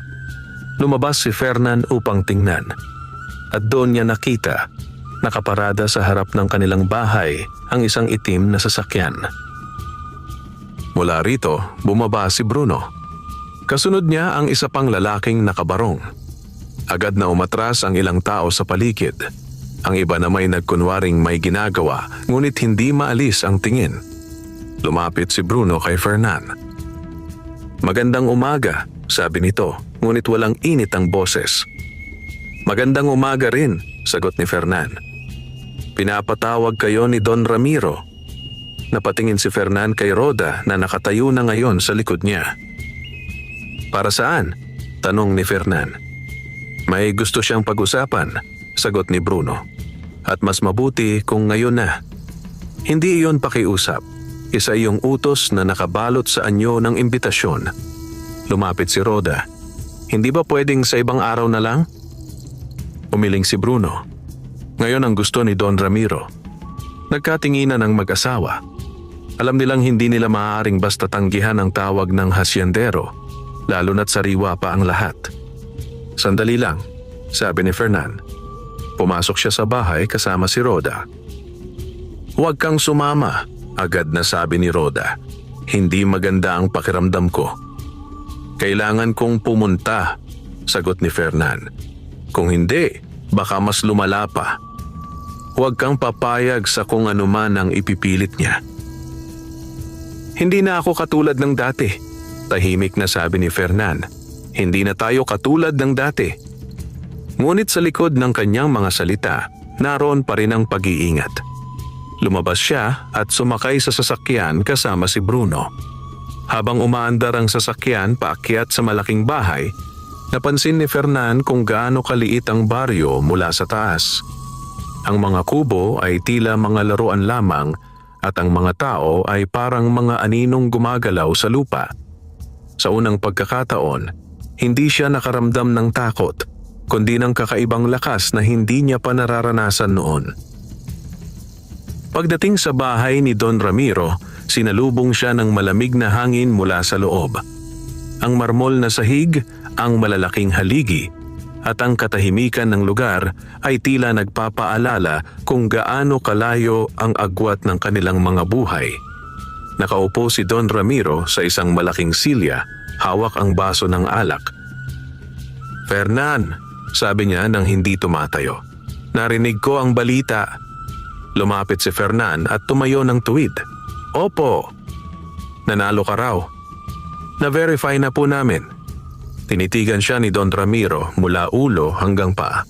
"Magaling. Hindi ko inaasahan na isa sa mga tao ko ang magkakaroon ng ganoong kapalaran." Hindi sumagot si Fernan. "Alam mo," patuloy ng hasyendero, "ang pera ay hindi lang biyaya. Isa rin itong pagsubok." Tahimik pa rin si Fernan. "Maraming taong biglang yumayaman ang nawawala sa tamang landas," dagdag pa niya. "Nalilimutan nila kung saan sila nanggaling." "Hindi po namin kakalimutan," sagot ni Fernan. Bahagyang ngumiti si Don Ramiro. "Mabuti." Ibinaba niya ang baso at sumandal sa silya. "Gusto kitang tulungan," sabi niya. Napakunot ang noon ni Fernan. "Tulungan po?" "Oo," sagot ng hasyendero. "Hindi ka sanay humawak ng malaking pera. Baka maubos lang iyan kung hindi mo iingatan." Hindi pa rin nagsalita si Fernan. "May alok ako," patuloy ni Don Ramiro. "Ibigay mo sa akin ang kalahati ng panalo mo. Ako ang mag-i-invest para sa iyo. Sisiguraduhin kong lalago pa ang pera mo." Tahimik ang silid. Sa loob ni Fernan, may sumiklab na kakaibang pakiramdam. Hindi galit, kundi isang malinaw na pag-unawa. Ito ang simula. Hindi simpleng alok ang narinig niya. Ito ay pagtatangkang kontrolin ang bagay na ngayon lamang nila nahawakan. "Salamat po," maingat niyang sagot. "Pero kaya po naming pangasiwaan ang pera namin." Nawala ang ngiti ni Don Ramiro. "Sigurado ka?" "Opo." Nagtagal ang katahimikan. Unti-unting nagbago ang ekspresyon ng hasyendero mula sa pagiging kalmado patungo sa malamig na pagtitimpi. "Fernan," mabagal niyang sabi, "huwag mong kalimutan kung saan ka nakatayo. Tandaan mo," dagdag niya, "ang lupang sinasaka mo ay sa akin." Tumingin si Fernan ng diretso sa kanya. "At hindi na po kami magtatagal doon." Iyon ang unang pagkakataon na may magsasaka sa harap ni Don Ramiro na nagsalita ng ganoon katatag. Tumayo si Don Ramiro. "Mag-ingat ka sa mga desisyon mo," malamig niyang sabi. "Dahil lang mga tulad mo," dagdag pa niya, "ay madaling mawala ang lahat." Hindi na sumagot si Fernan. Tahimik siyang tumalikod at naglakad palabas ng malaking bahay. Sa bawat hakbang niya pababa ng hagdan, naramdaman niya ang bigat ng laban na kanyang pinasok. Hindi pa man niya nahahawakan ang pera, nagsisimula na ang pagsubok. At malinaw sa kanya, hindi ibibigay ni Don Ramiro ang kapangyarihan ng basta-basta. Pagkababa ni Fernan mula sa malaking bahay ni Don Ramiro, ramdam niya ang bigat ng bawat hakbang. Hindi iyon ang bigat ng pagod mula sa bukid, kundi ang bigat ng isang laban na hindi pa man nagsisimula ay alam na niyang hindi magiging madali. Sumakay siyang muli sa sasakyan ni Bruno, ngunit sa pagkakataong iyon ay wala nang salita sa pagitan nila. Tahimik lamang ang paligid habang binabaybay nila ang daan pababa ng baryo.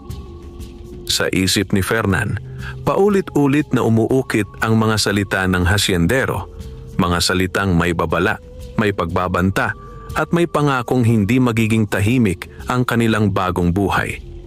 Pagdating sa kanilang bahay, sinalubong siya agad ni Rhoda. Halata sa mukha nito ang pag-aalala. Ano ang sinabi niya? Agad nitong tanong. Hindi agad sumagot si Fernan. Pumasok muna siya sa loob, naupo sa bangko at saka huminga ng malalim. Gusto niyang kunin ang kalahati ng panalo natin, diretsong sabi niya. Nanlaki ang mata ni Rhoda. Ano? Gagawin daw niyang puhunan. Tutulungan daw tayo. Napailing si Rhoda. Hindi tulong yon, panlalamang yon. Tumango si Fernan. Tinanggihan ko. Anong sinabi niya? Hindi siya natuwa. Tahimik si Rhoda. Alam niyang hindi simpleng pagtanggi ang ginawa ni Fernan. Para iyon sa unang hakbang ng pagharap sa isang taong sanay na hindi tinatanggihan. Lumapit siya at hinawakan ang kamay ng asawa. Tama ang ginawa mo. Ngunit kahit may pagtibay ang kanyang boses, hindi niya maitago ang kaba sa kanyang dibdib. Hindi ito matatapos dito, dagdag niya. Oo, sagot ni Fernan, pero hindi na rin tayo pwedeng umatras. Sa labas ng kanilang bahay, patuloy pa rin ang pagdating ng mga tao. Ngunit ngayon, may kakaibang pagbabago sa paraan ng kanilang paglapit. May ilan na mas magalang, tila umaasang makahingi ng tulong. May iba namang mas mapanuri, tila naghihintay kung kailan sila madadapa. May isang lalaki na hindi nila kilala ang lumapit. Magandang hapon, sabi nito. Ako si Ernesto. May maliit akong negosyo sa bayan. Kung gusto ninyo, maaari ko kayong tulungan magpalago ng pera ninyo. Napatingin si Rhoda kay Fernan. Hindi na bago ang ganitong alok. Kahit hindi pa nila hawak ang pera, ay may mga lumalapit na agad. Salamat, sagot ni Fernan. Pero hindi pa po kami nagdedesisyon. Sayang, sabi ng lalaki. Hindi lahat ng pagkakataon ay dapat pinapalampas. Ngumiti lamang si Rhoda, ngunit hindi na sila nagpatuloy sa usapan. Pagkaalis ng lalaki, bumuntong hininga si Rhoda. Ito na siguro ang sinasabi nila. Hindi pa man natin nahahawakan ng pera, pinaghahatian na tayo. Hindi tayo basta-basta magpapasya, sagot ni Fernan. Pag-iisipan natin ang bawat hakbang. Sa sumunod na mga araw, mas naging malinaw ang pagbabago sa kanilang buhay. Ang mga taong dati halos hindi sila pinapansin ay ngayon ay bumabati na ng may paggalang. Ang mga tindera sa palengke ay biglang nag-aalok ng mas magandang presyo. May mga taong nag-aanyaya sa kanila sa kung ano-anong gawain na dati hindi naman nila ginagawa.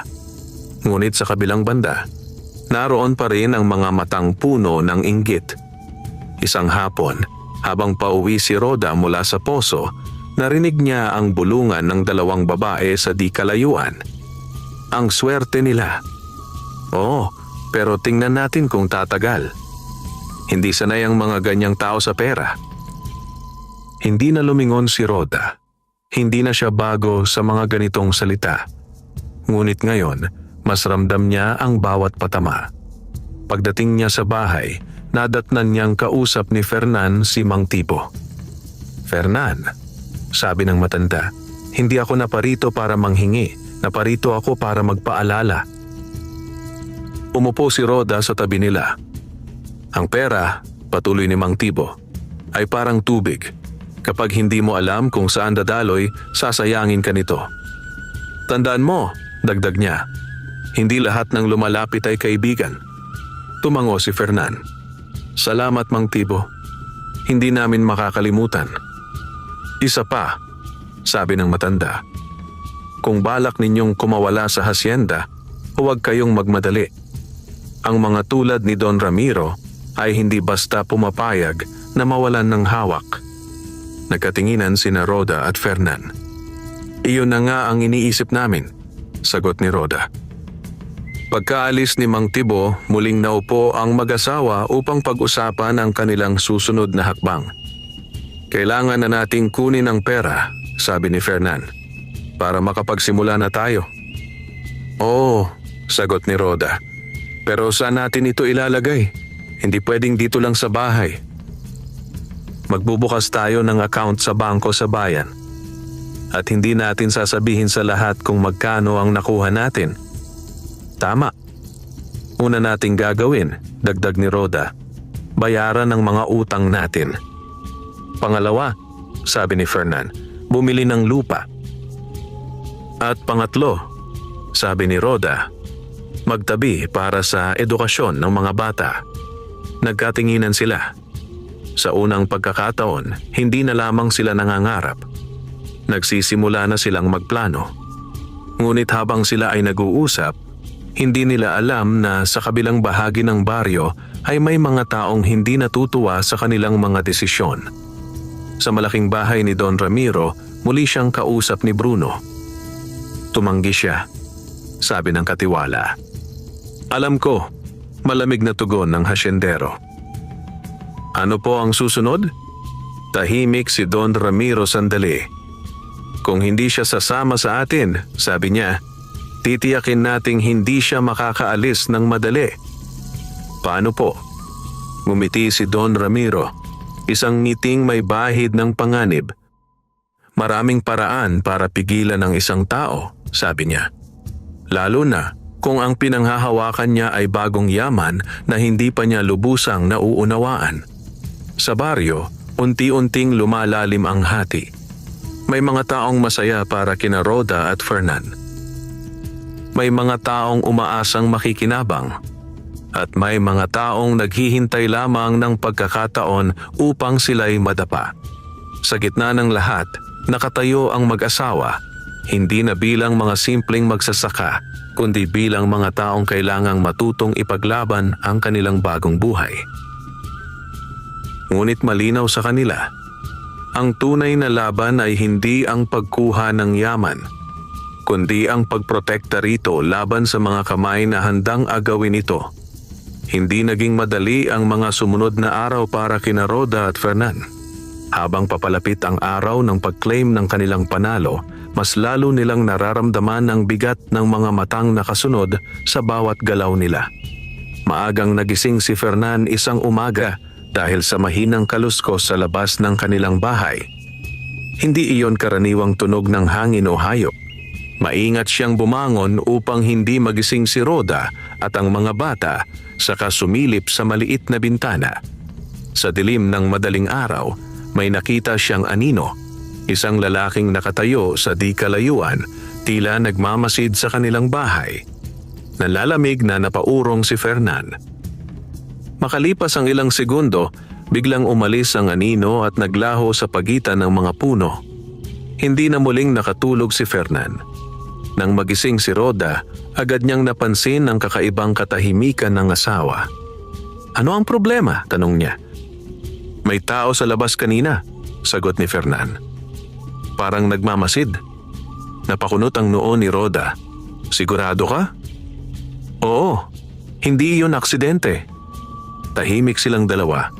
Pareho nilang naisip ang iisang bagay. Mga tao ni Don Ramiro? Mahina niyang tanong. Hindi ko sigurado, sagot ni Fernan. Pero hindi rin ako magtataka. Sa araw na iyon, nagpasya silang huwag muna maghiwalay. Si Fernan ay hindi na pumunta sa bukid at si Rhoda na may hindi na rin lumabas upang magbenta sa palengke. Nanatili silang mag-anak sa loob ng bahay, tila pinoprotektahan ang isa't isa mula sa isang banta na hindi pa malinaw ang anyo. Hindi ito maganda, sabi ni Rhoda habang pinagmamasdan ang mga bata na naglalaro sa isang sulok. Kailangan nating bilisan ang pagkuha ng pera. Oo, sagot ni Fernan. At kailangan din nating humanap ng paraan para maprotektahan ito. Hindi lang ang pera, dagdag ni Rhoda. Pati tayo. Nang hapon, dumating si Mang Tibo. Halata sa kanyang muka ang pag-aalala. May naririnig akong kakaiba, sabi niya. May mga taong nagtatanong tungkol sa inyo sa bayan. Hindi ko sila kilala. Nagkatinginan sina Rhoda at Fernan. Anong klaseng mga tao? Tanong ni Fernan. Hindi mukhang taga rito, sagot ng matanda. At hindi rin mukhang magsasaka. Lalong bumigat ang hangin sa loob ng bahay. Mag-ingat kayo, dagdag ni Mang Tibo. Kapag may pera na involved, hindi lang inggit ang kalaban ninyo. May mga taong handang gumawa ng masama. Pagkaalis ng matanda, napaupo si Rhoda. Fernan, sabi niya, kailangan nating umalis pansamantala. Umalis? Oo, kahit ilang araw lang. Sa bayan muna tayo habang inaayos ang lahat. Napaisip si Fernan. Paano ang bahay? Mas mahalaga ang kaligtasan natin. Hindi agad sumagot si Fernan, ngunit sa loob-loob niya ay alam niyang tama si Rhoda. Kinagabihan, muling bumalik ang pakiramdam ng pagiging binabantayan. Kahit walang malinaw na nakikita, parang may presensyang hindi nawawala sa paligid ng kanilang bahay. Mahigpit na niyakap ni Rhoda ang mga anak habang sila'y natutulog. Hindi ko gusto ang nangyayari, bulong niya. Ako rin, sagot ni Fernan. Pero hindi tayo magpapatalo. Sa kabilang banda ng baryo, sa malaking bahay ni Don Ramiro, tahimik ang gabi ngunit may nagaganap na pag-uusap. Hindi pa rin sila sumusuko, sabi ni Bruno. Hindi pa, sagot ng hasyendero habang nakatingin sa dilim. Gusto niyo bang mas paigtingin ang pagbabantay? Hindi agad sumagot si Don Ramiro. Uminom muna siya ng alak bago nagsalita. Hindi pa oras para ipakita ang kamay natin, sabi niya. Pero siguraduhin mong alam nilang hindi sila ligtas. Tumango si Bruno. Sa baryo, unti-unting nagiging mabigat ang bawat gabi para kina Rhoda at Fernan. Ang dating payapang lugar ay tila nagiging pugad ng mga lihim na kilos at hindi maipaliwanag na presensya. Kinabukasan, nagpasya silang isagawa ang plano ni Rhoda. Mag-iimpake sila. Hindi marangya ang kanilang mga gamit, ilang damit, kaunting pagkain, at ang pinakamahalaga sa lahat, ang tiket na ngayon ay hawak na nila bilang patunay ng kanilang panalo. Habang nag-aayos si Rhoda, napansin niya ang mga bata. Inay, bakit po tayo aalis? Tanong ni Lyra. May aasikasuhin lang tayo sa bayan, sagot niya, pilit pinapakalma ang boses. Kasama po ba kami? Oo, sagot ni Fernan. Sama-sama tayo. Ayaw nilang maghiwalay. Nang handa na sila, tahimik silang lumabas ng bahay. Hindi na sila nagpaalam sa marami. Hindi na rin sila naghintay ng kung sino man. Habang naglalakad sila papunta sa sakayan, napansin ni Fernan ang parehong pakiramdam. May nakasunod. Hindi niya nilingon. Hindi niya pinakita ang kaba. Ngunit hinigpitan niya ang hawak sa kamay ni Rhoda. Pagdating nila sa daan, nakasakay agad sila sa isang jeep na papunta sa bayan. Habang papalayo sila sa baryo, unti-unting nawawala sa tanaw ang kanilang maliit na bahay. Ang lugar kung saan nagsimula ang lahat. Ngunit hindi nila alam. Ang laban ay hindi naiwan sa baryo. Sumama ito sa kanila. Sa bayan, habang bumababa sila ng sasakyan, may isang lalaking nakatayo sa kabilang kanto, tahimik na nakamasid sa kanila.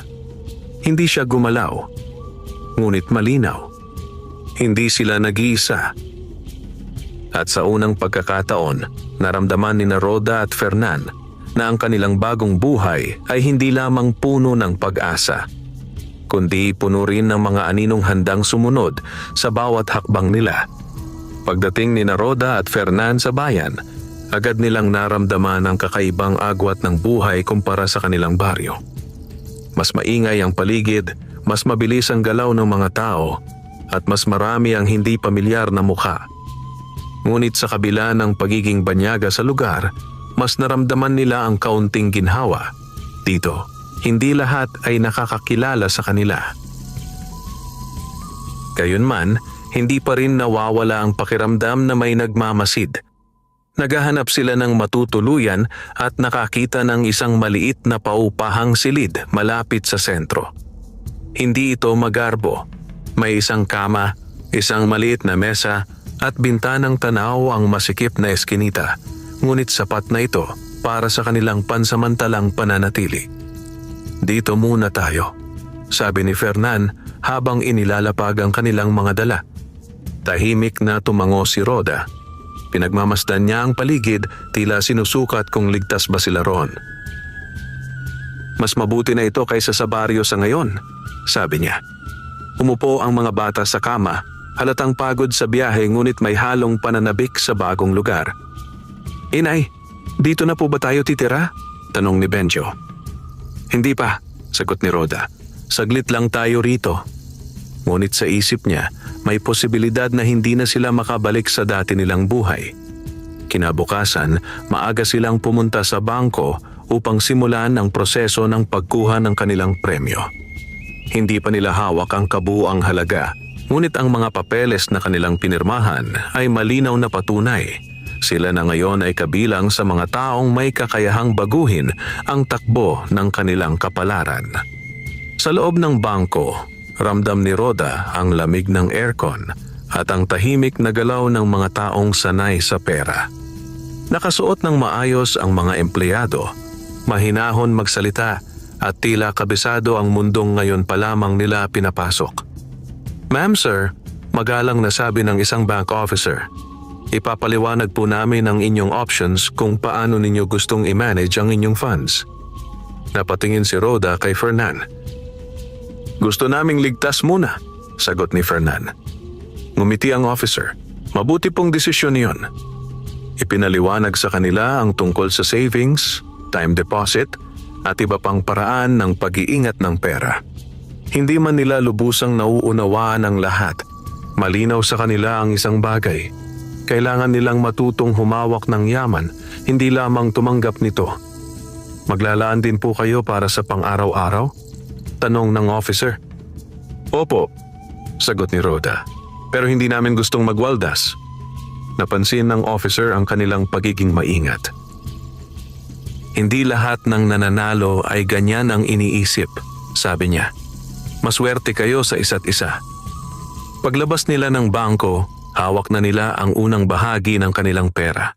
Hindi pa buo, ngunit sapat upang simulan ang mga plano. Ngunit habang naglalakad sila sa bangketa, muling bumalik ang pakiramdam na may sumusunod. "Fernan," mahina ang boses ni Rhoda. "Nararamdaman mo rin ba?" "Oo," sagot niya nang hindi lumilingon. Sa salamin ng isang tindahan, bahagyang nasilayan ni Fernan ang anino ng isang lalaking tila sumusunod sa kanila mula pa kanina. Hindi niya ito pinansin. Ngunit binilisan niya ang kanilang lakad. Pagbalik nila sa inuupahang silid, agad niyang isinara ang pinto at sinigurong maayos ang kandado. "Hindi na ito biro," sabi ni Rhoda. "Hindi," sagot ni Fernan. "May sumusunod talaga." "Ano ang gagawin natin?" Tahimik si Fernan sandali. "Hindi tayo matatakot," sabi niya. "Pero magiging maingat tayo." Sa mga sumunod na araw, nagsimula silang magplano ng mas seryoso. Una nilang ginawa ay bayaran ang lahat ng kanilang utang. Bumalik sila sa baryo ng palihim at isa-isang kinausap ang mga taong pinagkakautangan nila. Si Aling Nena, ang tindahan sa kanto, at maging ang maliit na utang nila sa isang kapitbahay. Marami ang nagulat. "Hindi ninyo kailangang magmadali," sabi ni Aling Nena. "Mas mabuti na po ang malinaw," sagot ni Rhoda. Hindi sila nagpakita ng kayabangan. Hindi sila nagbago ng tono. Ngunit malinaw, hindi na sila ang dating Rhoda at Fernan na kailangang mangutang upang makaraos. Pagkatapos noon, nagsimula silang maghanap ng lupang maaaring bilhin. Sa tulong ng isang ahente sa bayan, may ipinakitang ilang lupaing hindi sakop ni Don Ramiro. Hindi ito kasing lawak ng hasyenda, ngunit sapat upang makapagsimula sila ng sarili. "Dito," sabi ni Fernan habang pinagmamasdan ang isang lupain na may malinis na patubig at hindi gaanong kalayo sa bayan. Maganda, sagot ni Rhoda. At hindi tayo aasa sa iba. Ngunit habang sila ay abala sa pagtingin sa lupa, may mga matang nagmamasid mula sa malayo. Sa isang puno sa gilid ng daan, naroon ang lalaking ilang araw na nilang nararamdaman. Tahimik. Hindi gumagalaw. Ngunit malinaw, hindi siya basta nagkataon lamang. Sa kabilang banda, sa malaking bahay ni Don Ramiro, patuloy ang pag-uulat ni Bruno. Umalis sila sa baryo, sabi niya. Saan? Tanong ng hasyendero. Sa bayan, nagbukas na rin sila ng account sa bangko. Tahimik si Don Ramiro. May balita rin na naghahanap sila ng lupa, dagdag ni Bruno. Dahan-dahang ngumiti si Don Ramiro. Akala nila ganoon kadali ang kumawala, sabi niya. Ano po ang gagawin natin? Tanong ni Bruno. Kung hindi nila kayang bumalik sa atin, sagot ng hasyendero, siguraduhin nating hindi sila makakapag-ugat sa iba. Sa bayan, habang patuloy ang plano ni Rhoda at Fernan, hindi nila alam na unti-unting lumalapit ang mas mabigat na pagsubok. Hindi na lamang ito tungkol sa pera. Ito ay tungkol sa kapangyarihan. At ang kapangyarihang hawak ni Don Ramiro ay hindi basta-basta nawawala. Kinagabihan, habang natutulog ang mga bata, tahimik na nakaupo sina Rhoda at Fernan sa gilid ng kama. Masaya ako, sabi ni Rhoda, pero natatakot din. Ako rin, sagot ni Fernan. Pero hindi tayo umatras para matakot lang. Kahit anong mangyari, dagdag ni Rhoda, magkasama tayo. Hinawakan ni Fernan ang kamay niya. Magkasama, sagot niya. Sa labas ng kanilang silid, tahimik ang eskinita. Ngunit sa dulo nito, may isang lalaking nakatayo sa dilim. Nakatitig sa bintana ng kanilang inuupahan. Hindi siya gumagalaw. Hindi siya umaalis. At sa gabing iyon, malinaw na ang bagong mundong pinasok ni Rhoda at Fernan ay hindi lamang puno ng oportunidad, kundi puno rin ng mga panganib na hindi nila kayang baliwalain. Lumalim ang gabi sa bayan, ngunit hindi dalawin ng mahimbing na tulog sina Rhoda at Fernan. Sa maliit nilang inuupahang silid, tila mas malinaw ang bawat tunog, ang yabag sa eskinita, ang kaluskos ng hangin, at ang mahihinang boses na dumaraan sa labas. Ngunit higit sa lahat, naroon ang pakiramdam na hindi sila nag-iisa. Si Rhoda ay nakahiga, ngunit dilat ang mga mata, nakatingin sa kisame. Katabi niya si Fernan na halatang gising din. Naroon pa rin siya, bulong ni Rhoda. Oo, sagot ni Fernan. Kanina ko pa nararamdaman. Hindi nila kailangang tumingin upang malaman. May nagbabantay. Biglang may kumatok. Mahina, ngunit malinaw. Tumindig agad si Fernan at hinawakan ang maliit na kahoy na pamalo sa tabi ng pinto. Lumapit siya ng dahan-dahan. Sino yan? Tanong niya. Bukas, Fernan, sagot ng isang pamilyar na boses. Napakunot ang noo niya. Mang Tibo? Binuksan niya ang pinto. Naroon nga ang matanda, pawis at hingal, tila nagmamadali. Pasensya na, sabi nito. Pero kailangan kong makarating agad. Bakit po? Tanong ni Rhoda na lumapit na rin. Pumasok si Mang Tibo at isinara agad ang pinto. May masamang balak si Don Ramiro, diretsong sabi niya.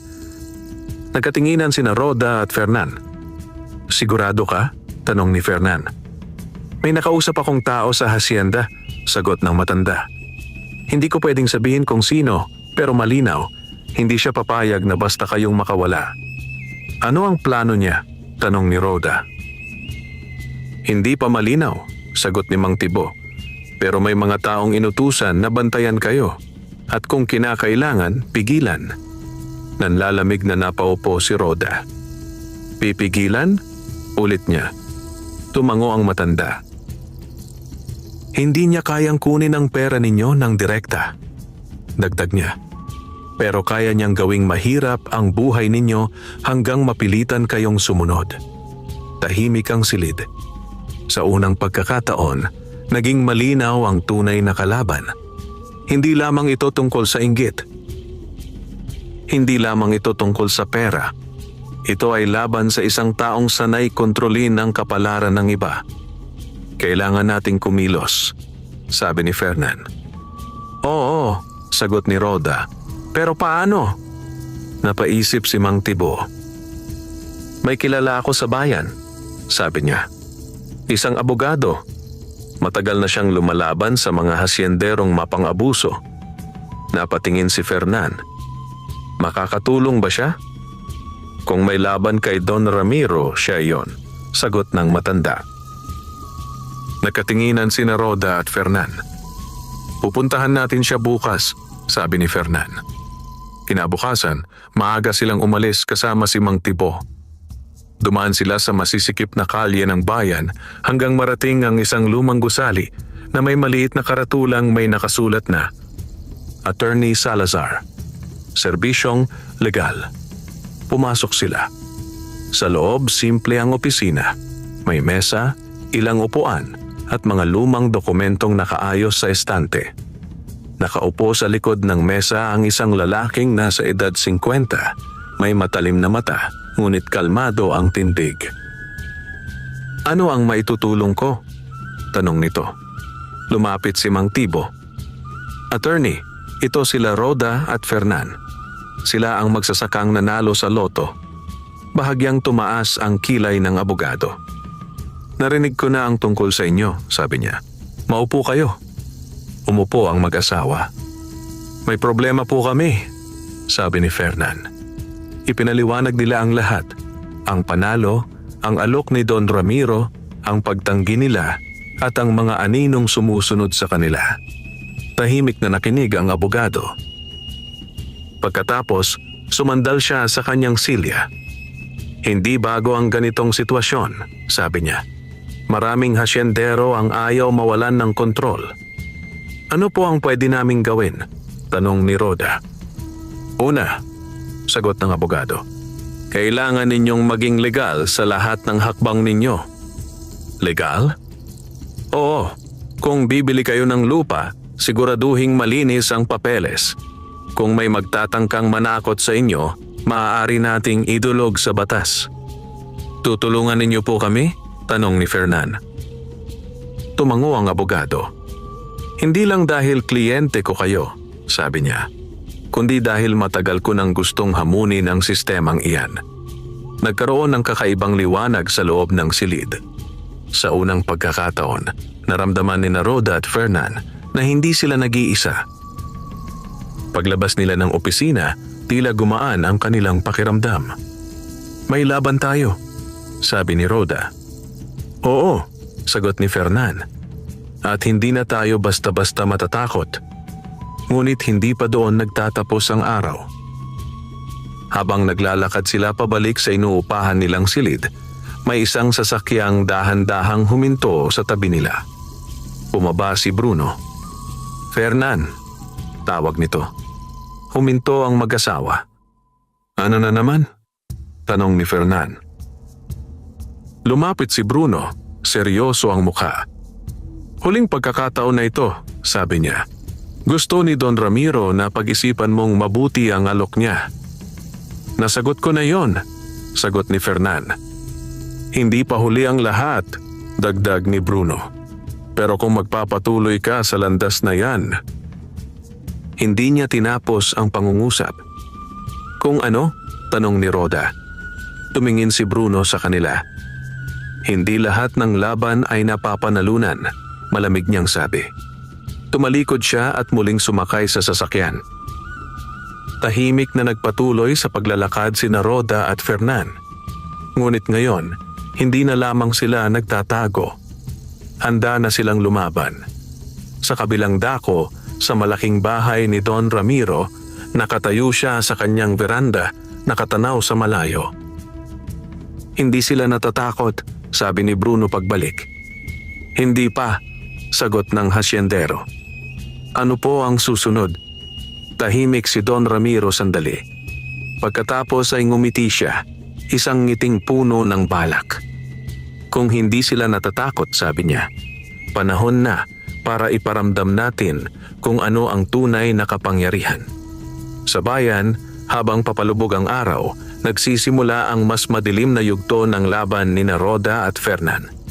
Hindi na ito simpleng pag-iingat. Ito na ay digmaan ng prinsipyo laban sa kapangyarihan.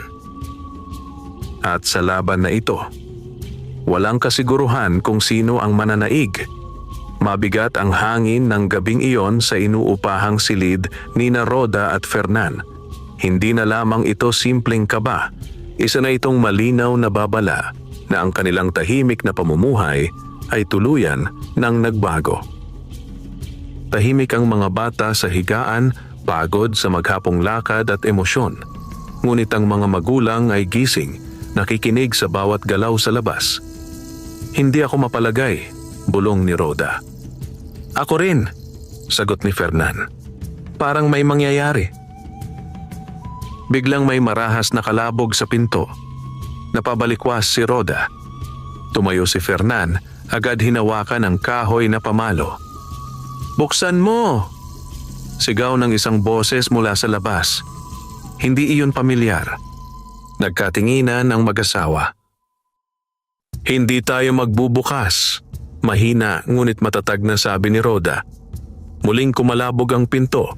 Mas malakas. Buksan mo kung ayaw mong masira yan. Sigaw muli ng boses. Nagsimulang umiyak si Benjo. Inay, nanginginig nitong sabi. Lumapit si Roda at niyakap ang anak. Tahimik lang, nandito kami. Samantala, lumapit si Fernan sa pinto ngunit hindi ito binuksan. Ano ang kailangan ninyo? Tanong niya. Tahimik sandali. Pagkatapos ay marahang nagsalita ang boses, mas malamig. Mensahero lang kami. Kanino? Hindi agad sumagot. Pagkatapos, kay Don Ramiro. Nanlalamig na napahigpit ang hawak ni Fernan sa pamalo. Ano ang gusto niya? Tanong niya. Simple lang, sagot ng boses. Sumunod ka. Biglang may kumalansing sa labas. Tila may itinapon sa kanilang pinto. Pagkatapos, narinig nila ang papalayong yabag. Tahimik. Mabagal. Ngunit mabigat. Ilang segundo ang lumipas bago naglakas loob si Fernan na sumilip sa siwang ng pinto. Wala na ang mga tao. Ngunit sa sahig, may isang sobre. Maingat niyang binuksan ang pinto at kinuha iyon. Pagbalik niya sa loob, sabay nilang binuksan ni Roda ang sobre. Sa loob, may isang papel. May nakasulat, "Huwag mong subukan." Wala nang iba. Walang pirma. Ngunit hindi na kailangan. Tahimik si Roda. Nanginginig ang kanyang mga kamay. Ito na ang sinasabi ko, bulong niya. Hindi sila titigil. Umupo si Fernan, hawak ang papel. Sa unang pagkakataon, naramdaman niya ang galit, hindi para sa sarili niya, kundi para sa kanyang pamilya. Hindi tayo aatras, sabi niya. Pero Fernan, tama na. Putol niya, ngunit hindi galit ang tono. Ilang taon tayong yumuko, ilang taon tayong tiniis. Napatingin si Roda sa kanya. Ngayon lang tayo nagkaroon ng pagkakataon, dagdag ni Fernan. Hindi ko hahayaang kunin nila ito. Tahimik si Roda. Alam niyang tama ang asawa. Ngunit alam din niyang delikado ang kanilang pinasok. Kinabukasan, agad silang pumunta kay Attorney Salazar. Ipinakita nila ang sulat. Expected na ito, sabi ng abogado matapos basahin. Expected? Ulit ni Roda. Oo, sagot niya. Kapag hindi kayo nadadaan sa alok, daraanin kayo sa takot. Ano ang pwede naming gawin? Tanong ni Fernan. Maghahain tayo ng report, sagot ng abogado. At sisiguraduhin nating may proteksyon kayo. Proteksyon? Tanong ni Roda. Hindi lang laban sa batas, sagot niya, kundi laban sa pananakot. Nagkaroon ng pag-asa sa kanilang mga mata. Ngunit hindi pa tapos ang araw. Habang palabas sila ng opisina, nakita nila sa kabilang kalsada ang parehong lalaking ilang araw nang sumusunod sa kanila. Nakatayo, nakatitig. Hindi na siya nagtatago. Siya na naman, bulong ni Rhoda. Oo, sagot ni Fernan. Ngunit sa pagkakataong iyon, hindi na sila umiwas. Diretso silang naglakad. Hindi sila lumingon. Hindi sila tumakbo. Sa bawat hakbang, mas lalong tumitibay ang kanilang loob. Sa baryo, sa malaking bahay ni Don Ramiro, dumating ang balita. Hindi sila natakot, sabi ni Bruno. Talaga? Malamig na sagot ng hasyendero. Pumunta pa sila sa abogado. Tahimik si Don Ramiro. Pagkatapos ay tumawa ng mahina. Mas lalong nagiging interesante, sabi niya. Ano po ang gagawin natin? Tanong ni Bruno. Tumayo si Don Ramiro at lumapit sa bintana. Kung ayaw nilang matakot, sabi niya, ipapakita natin kung ano ang mangyayari kapag hindi ka sumusunod. Sa bayan, habang papalubog ang araw, magkatabi sina Rhoda at Fernan sa kanilang silid. Tahimik, pagod, ngunit matatag. Handa ka ba? Tanong ni Rhoda. Oo, sagot ni Fernan. Sa lahat? Tumingin siya sa asawa. Para sa inyo, sabi niya. Handa ako sa kahit ano. Ngunit sa labas, sa ilalim ng dilim ng gabi, nagsisimula ng gumalaw ang mas mabigat na plano. Hindi na lamang pananakot, hindi na lamang bantay, kundi isang hakbang na maaaring tuluyang sumira sa kanila kung hindi sila magiging handa. Sumikat ang araw na tila ba may dala itong kakaibang bigat. Hindi na lamang ito panibagong umaga para kina Rhoda at Fernan. Ito ang araw na kailangan nilang harapin ang pinakamabigat na bahagi ng kanilang laban. Magdamag silang halos hindi natulog. Ang sulat na iniwan sa kanilang pinto ay paulit-ulit na sumagi sa kanilang isip. Ngunit sa kabila ng takot, may isang bagay na mas nangingibabaw. Ang desisyon nilang hindi na muling magpapasupil. Maagang pumunta sina Rhoda at Fernan sa opisina ni Attorney Salazar. Handa na po kami, sabi ni Fernan. Tumingin ang abogado sa kanila. Sigurado ba kayo? Kapag itinuloy natin ito, hindi na kayo pwedeng umatras. Tumango si Rhoda. Hindi na kami aatras. Ipinaliwanag ng abogado ang plano. Maghahain sila ng formal na reklamo laban sa pananakot at panggigipit. May mga testigong handang magsalita, kabilang si Mang Tibo at ilang manggagawa sa hasyenda na matagal nang nakararanas ng pang-aabuso. Hindi lang ito laban ninyo, sabi ng abogado. Ito ay laban ng lahat ng tulad ninyong matagal nang pinatahimik. Pagkatapos ng pulong, dumiretso sila sa tanggapan ng pulisya. Doon nila isinampa ang reklamo at ipinakita ang sulat, pati ang mga ulat ng pagbabantay at pananakot. Hindi naging madali. May mga tanong, may mga pagdududa, ngunit malinaw ang kanilang paninindigan. At unti-unting nagsimulang kumilos ang batas. Sa baryo, kumalat ang balita na nagsampa ng kaso sina Rhoda at Fernan laban kay Don Ramiro. Marami ang nagulat. May ilan ang natakot. Ngunit may iba ring nakaramdam ng pag-asa. Kung kaya nila, bulong ng ilan, baka kaya rin natin. Sa malaking bahay ni Don Ramiro, dumating ang balita. May kaso na po, sabi ni Bruno. Tahimik si Don Ramiro. Hindi siya nagalit. Hindi siya sumigaw. Sa halip, tumingin siya sa malayo at ngumiti. Ngunit hindi na yon ngiting may kumpiyansa. Ito ay ngiting may bahid ng pagkairita. Akala nila ganun lang kadali, sabi niya. Ngunit sa pagkakataong iyon, may kakaibang bagay sa kanyang tinig. Hindi na yon ganap na kontrolado. Sa mga sumunod na araw, naging mas malinaw ang mga pangyayari. May mga testigong lumantad. may mga dokumentong lumabas. At ang mga lihim na matagal nang nakatago sa ilalim ng hasyenda ay unti-unting nahahayag. Ang pangalan ni Don Ramiro na dati kinatatakutan ay nagsimulang mapuno ng tanong. At sa bawat araw na lumilipas, unti-unting nababawasan ang kanyang kapangyarihan. Samantala, sina Roda at Fernan ay nanatiling tahimik ngunit matatag.